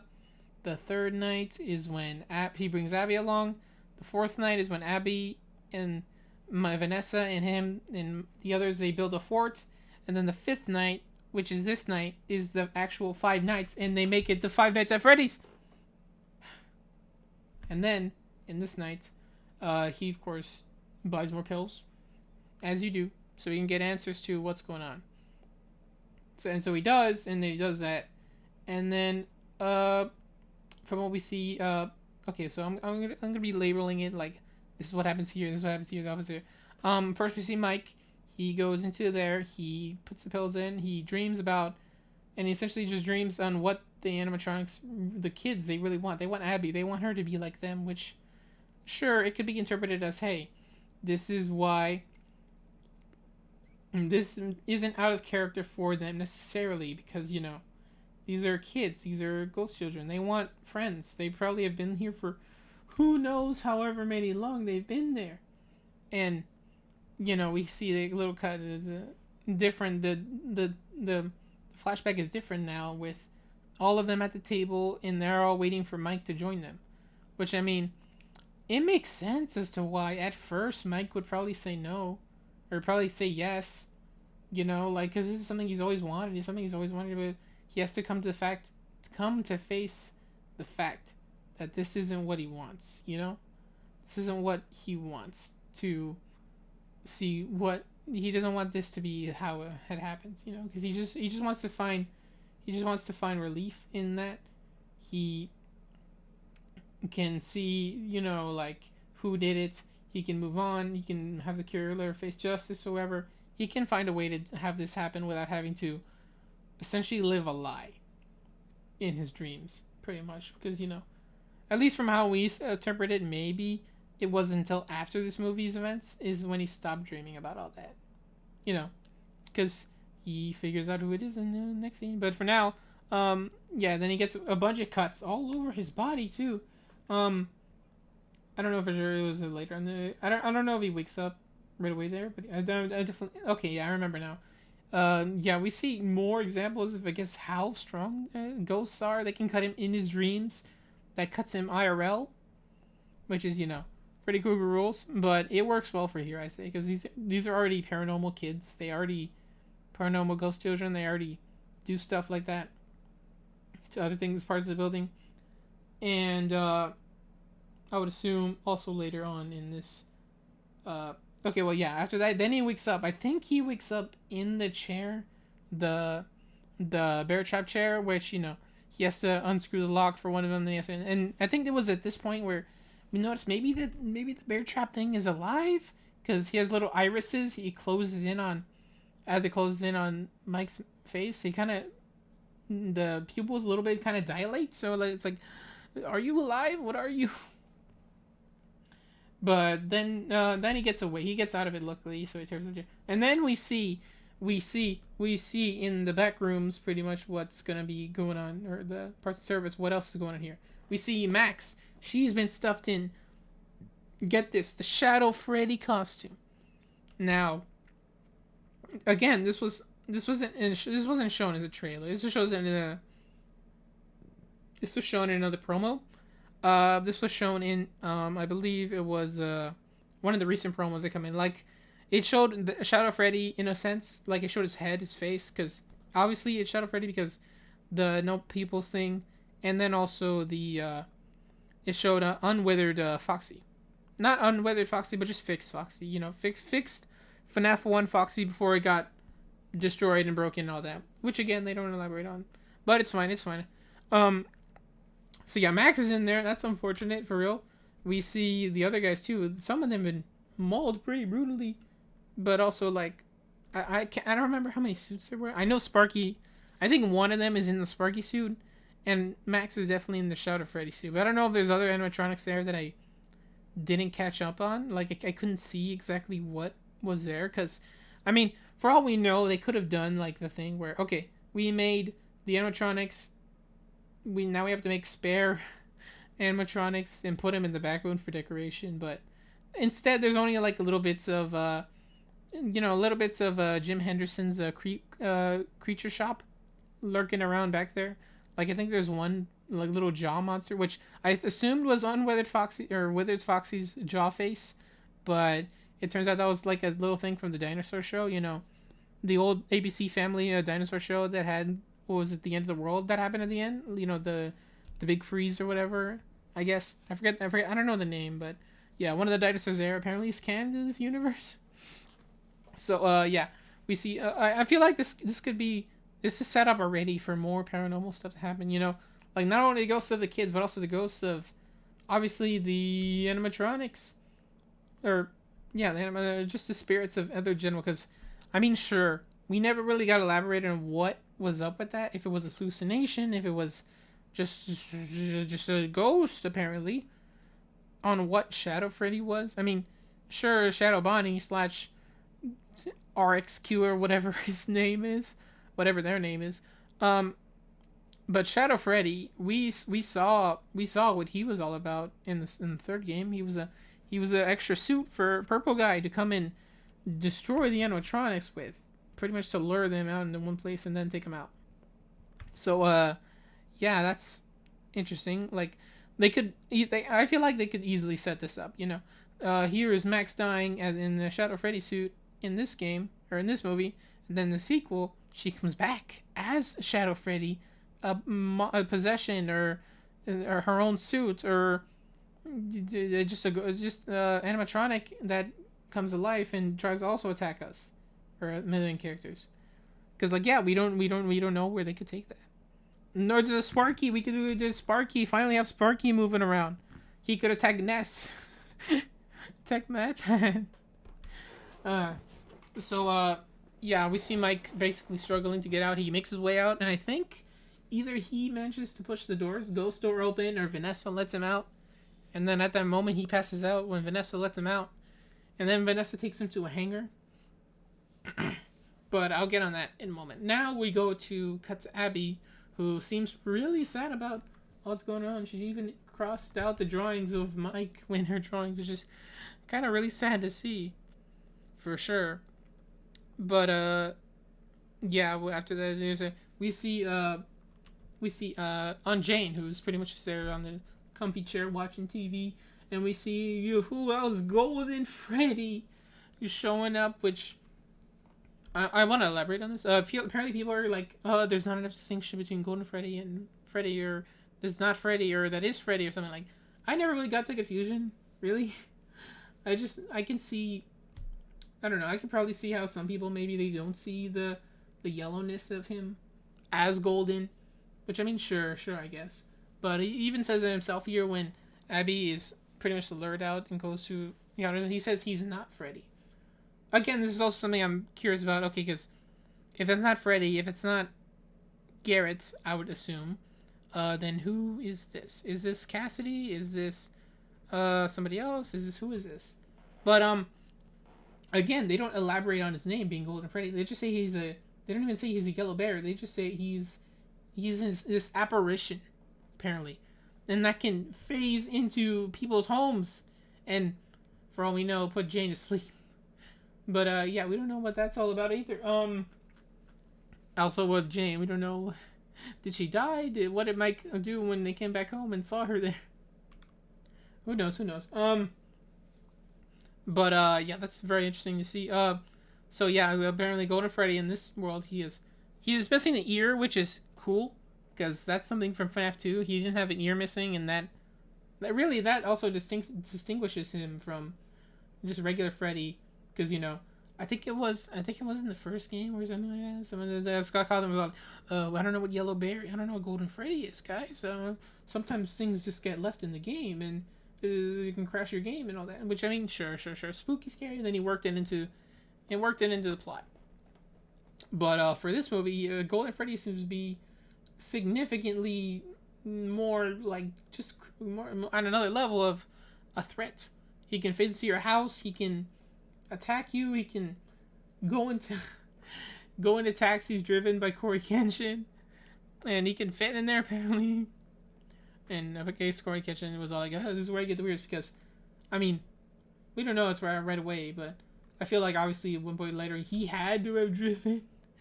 Either he driven him or he drove himself.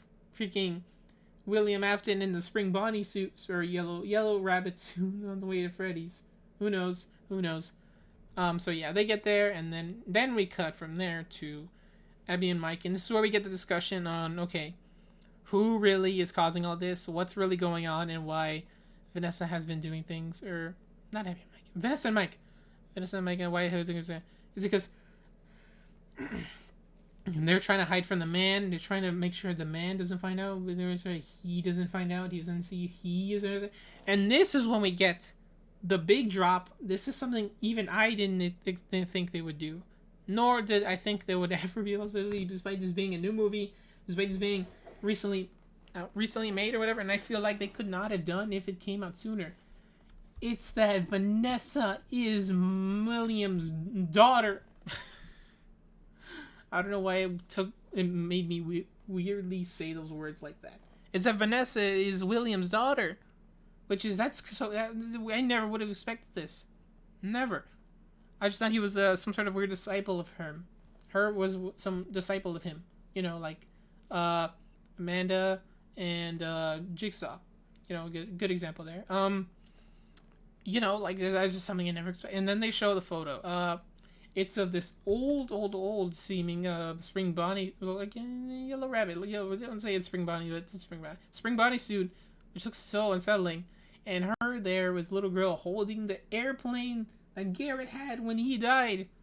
Well, at least when he started there. But yeah, Mike immediately picks up and then says, okay, this William Afton guy, he's in the yellow rabbit suit, and he's a bad guy. And that's when Mike's like, you know about this whole time? He's like, yeah, she did. Like, yeah, that's honestly, this is again, we don't know for sure this is where they would take it, but I feel like I am satisfied that Mike isn't an Afton in this movie, but because Vanessa is an Afton, you know?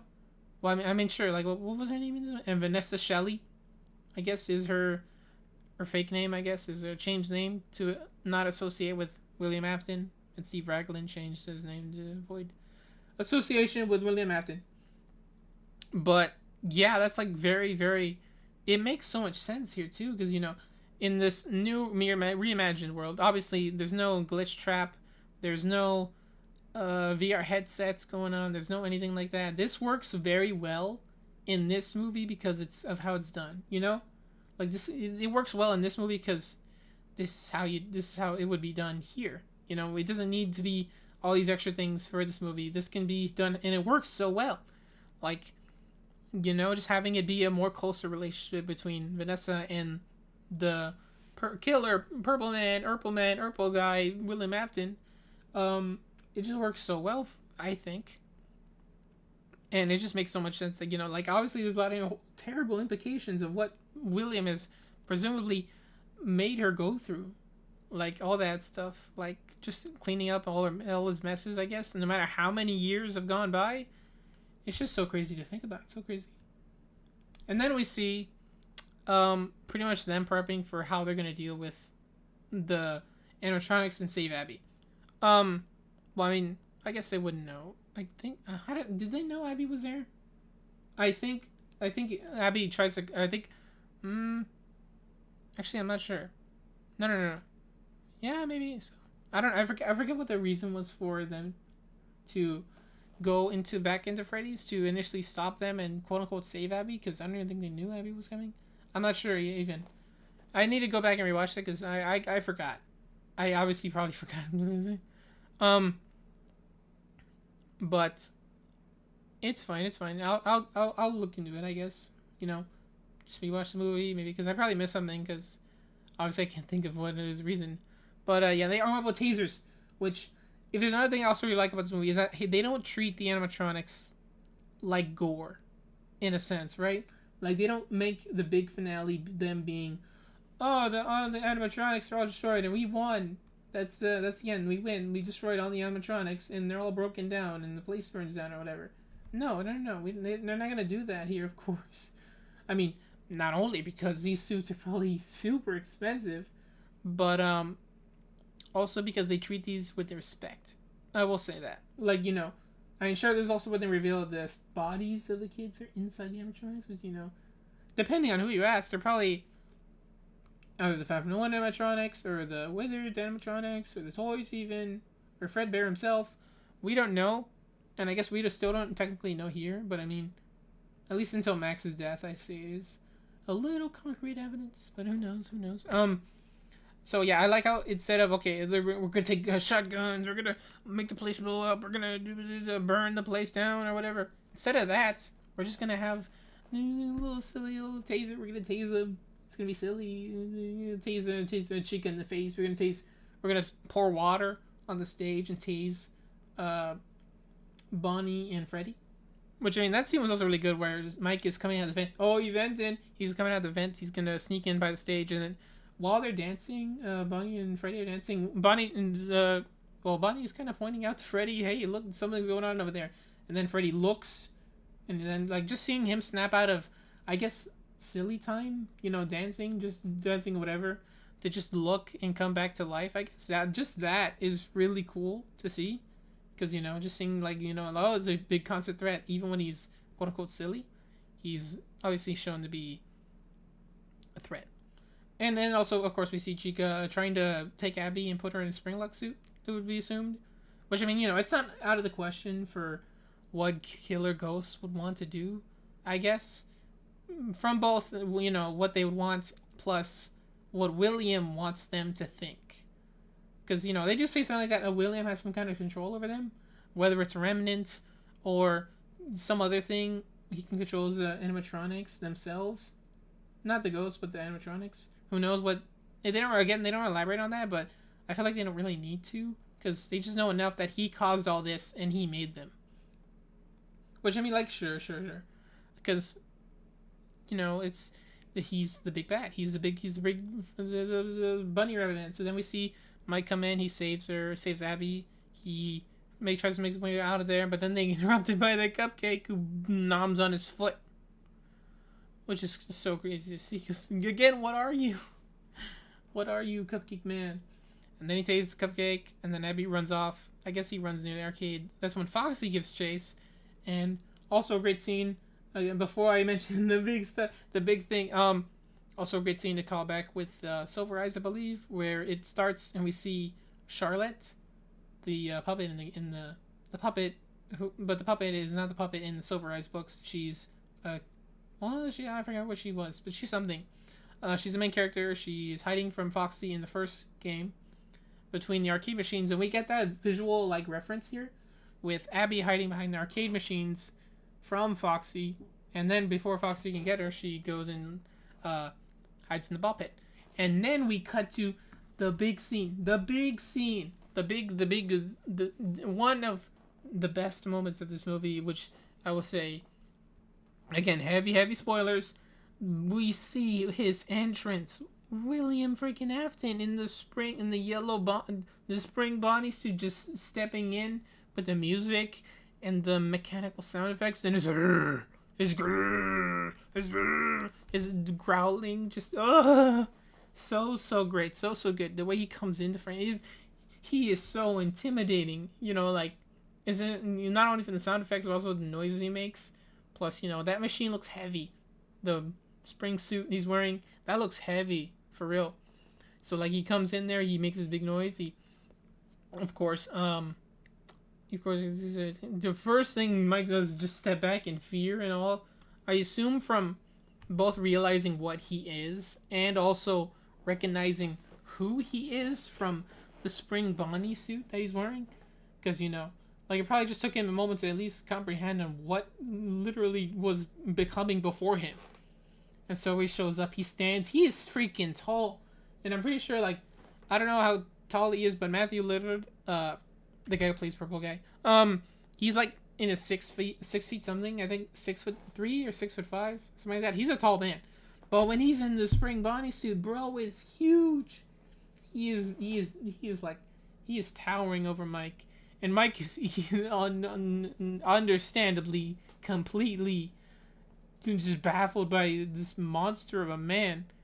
So much so that obviously, what else are you gonna do? You're gonna try to taser him. That's exactly what he does. But nah, bro just laughs it off, rips the taser off, and then shoves Mike 30 feet away. Which, again, this shows how abnormally strong, well, at least Purple Guy is. Which, I mean, because he in the games he mechanically fought Freddy twice and destroyed them, even without the Freddy suit.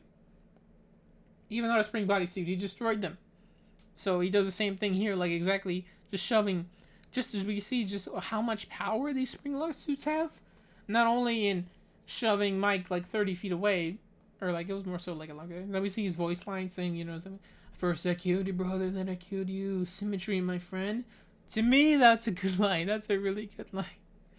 Yeah, just because we don't see that much of Purple Guy here, unfortunately, but I feel like in the scenes that he's in, he easily steals them. For sure. He very obviously has his presence to him. I'm sure everyone was expecting, big scary purple man. He's a psycho. He's crazy. And everyone that's probably had those fan casts, they should cast Willem Dafoe as Purple Guy. We should get Jim Carrey, somebody like that. Which I mean, sure. But I feel like one of the big fan casts, at least, I don't remember exactly what they were, but I'm pretty sure one of them had to have been Matthew Lillard at one point. Because someone that saw Scream 2, I think he's in it. He plays one of the killers in that movie. Spoilers for Scream 2. But yeah, just he is great in this movie. He is great as Steve Raglan, whoever. Great as Purple Man. William Afton, great as Spring Bonnie, and he is just so good, so intimidating. Even more so when we see Vanessa finally, I guess, having enough of what he's been doing, and he punches him or just approaches with a gun. And the first thing he says, "Oh, you're not gonna shoot me," and then he shoots him.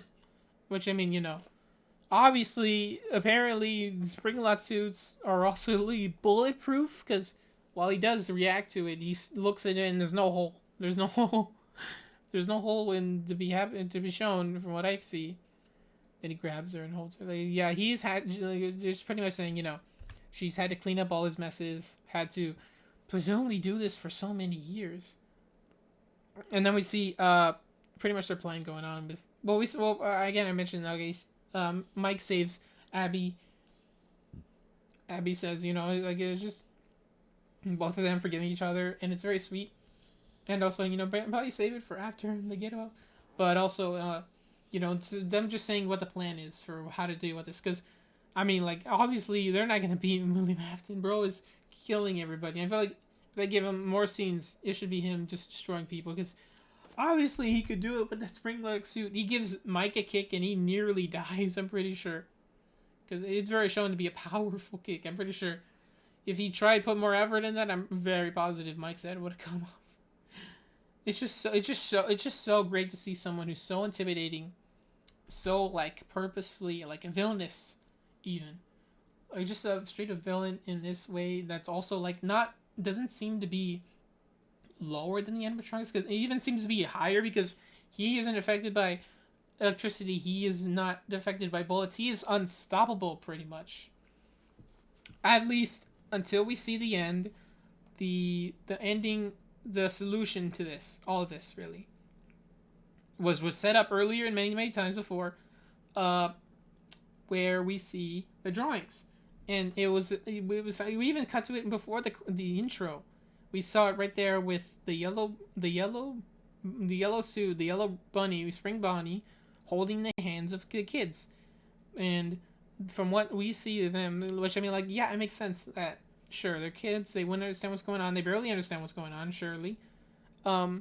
They would continuously have been fooled by this drawing, because, at least from what we've seen, they probably trusted him all the way up until their deaths.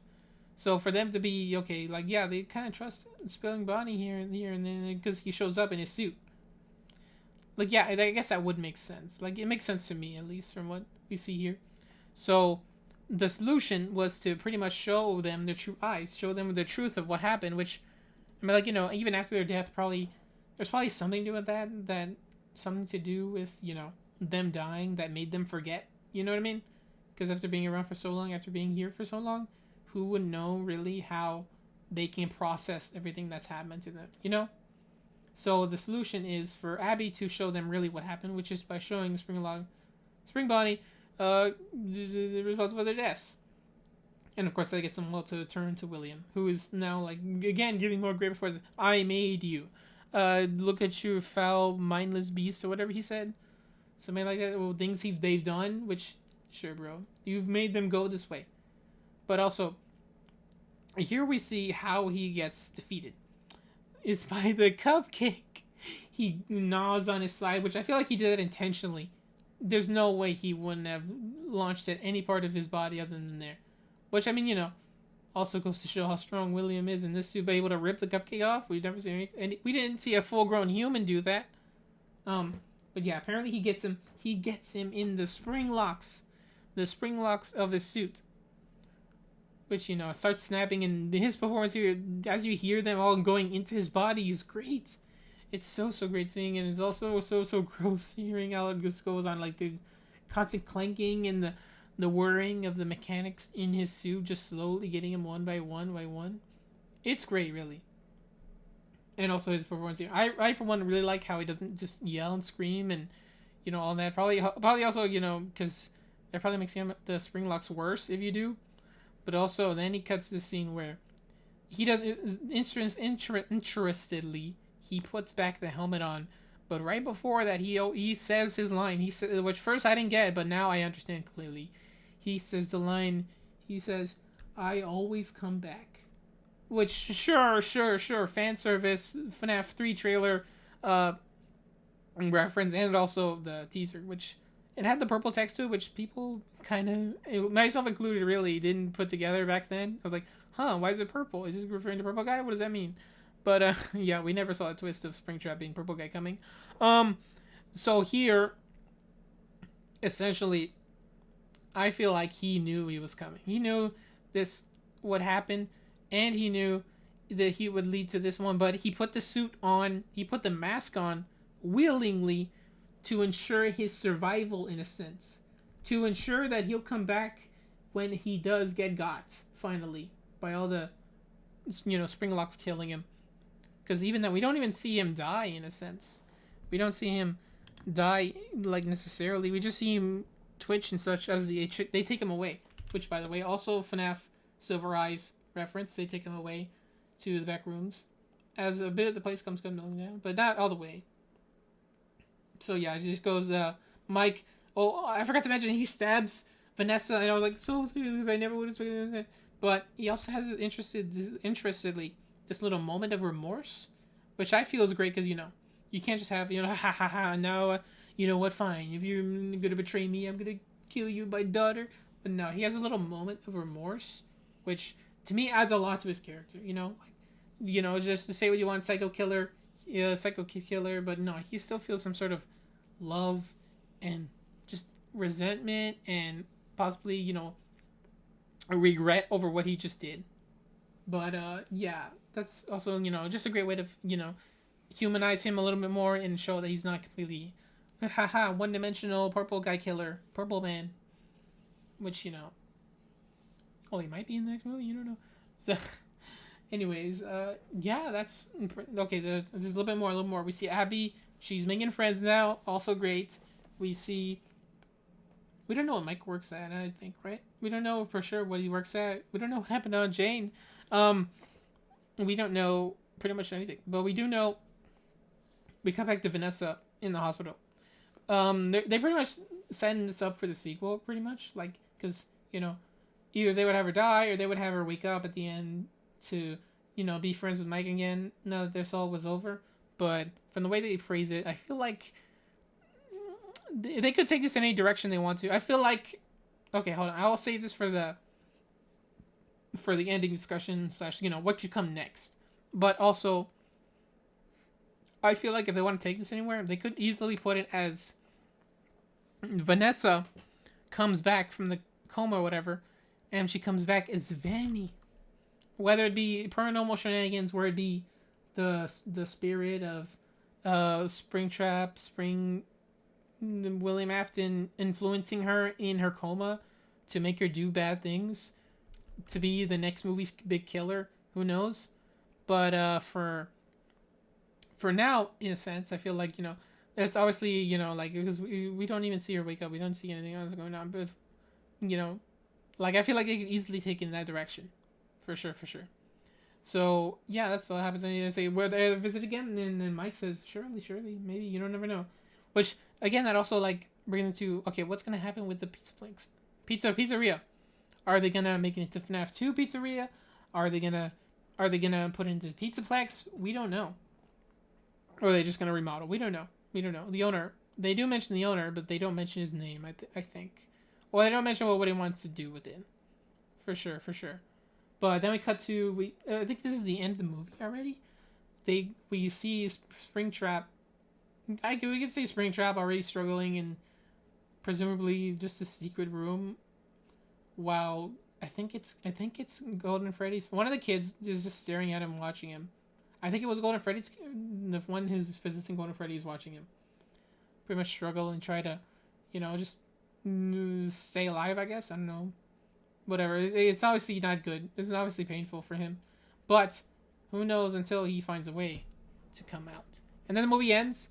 And then we get... Okay, if you told me we would get a Five Nights at Freddy's movie where the Living Tombstones FNAF 1 song plays in the credits of the movie, I would have never believed you. I would have never believed that we would get that going on at the end of the movie and played so well. I just couldn't stop myself from clapping. Or I was hyped so much hearing that at the end. Which, I mean, sure. If you, everyone's first assumption of the phrase it'll be okay. It's a silly, or it's not silly. It's a serious premise, a horror. It's scary, and they would never go anywhere this silly with it. I feel like it works so well with this movie because the first assumption would be, oh, if they put a fan-made song, Five Nights at Freddy's, in the Five Nights at Freddy's movie, it could be a little cringy, a little not good in a sense. It just wouldn't fit with the tone.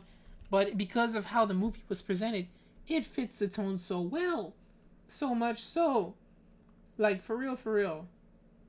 And it's just so great. So great to see how influential a FNAF, a fan base can be on its movie. Because sure, I mentioned Mad Pat, the Markiplier thing. There's also, of course, the, the YouTuber list going on in the previous Night Guards. I think it was previous Night Guards or somebody. Hopefully people didn't die in this universe. Yeah, like, it's just so crazy to see how influential the fan base can be on this movie, that they've made appearances in this movie. As in, their songs, who they are, their characters, all those people. Speaking of characters, there's a fan base.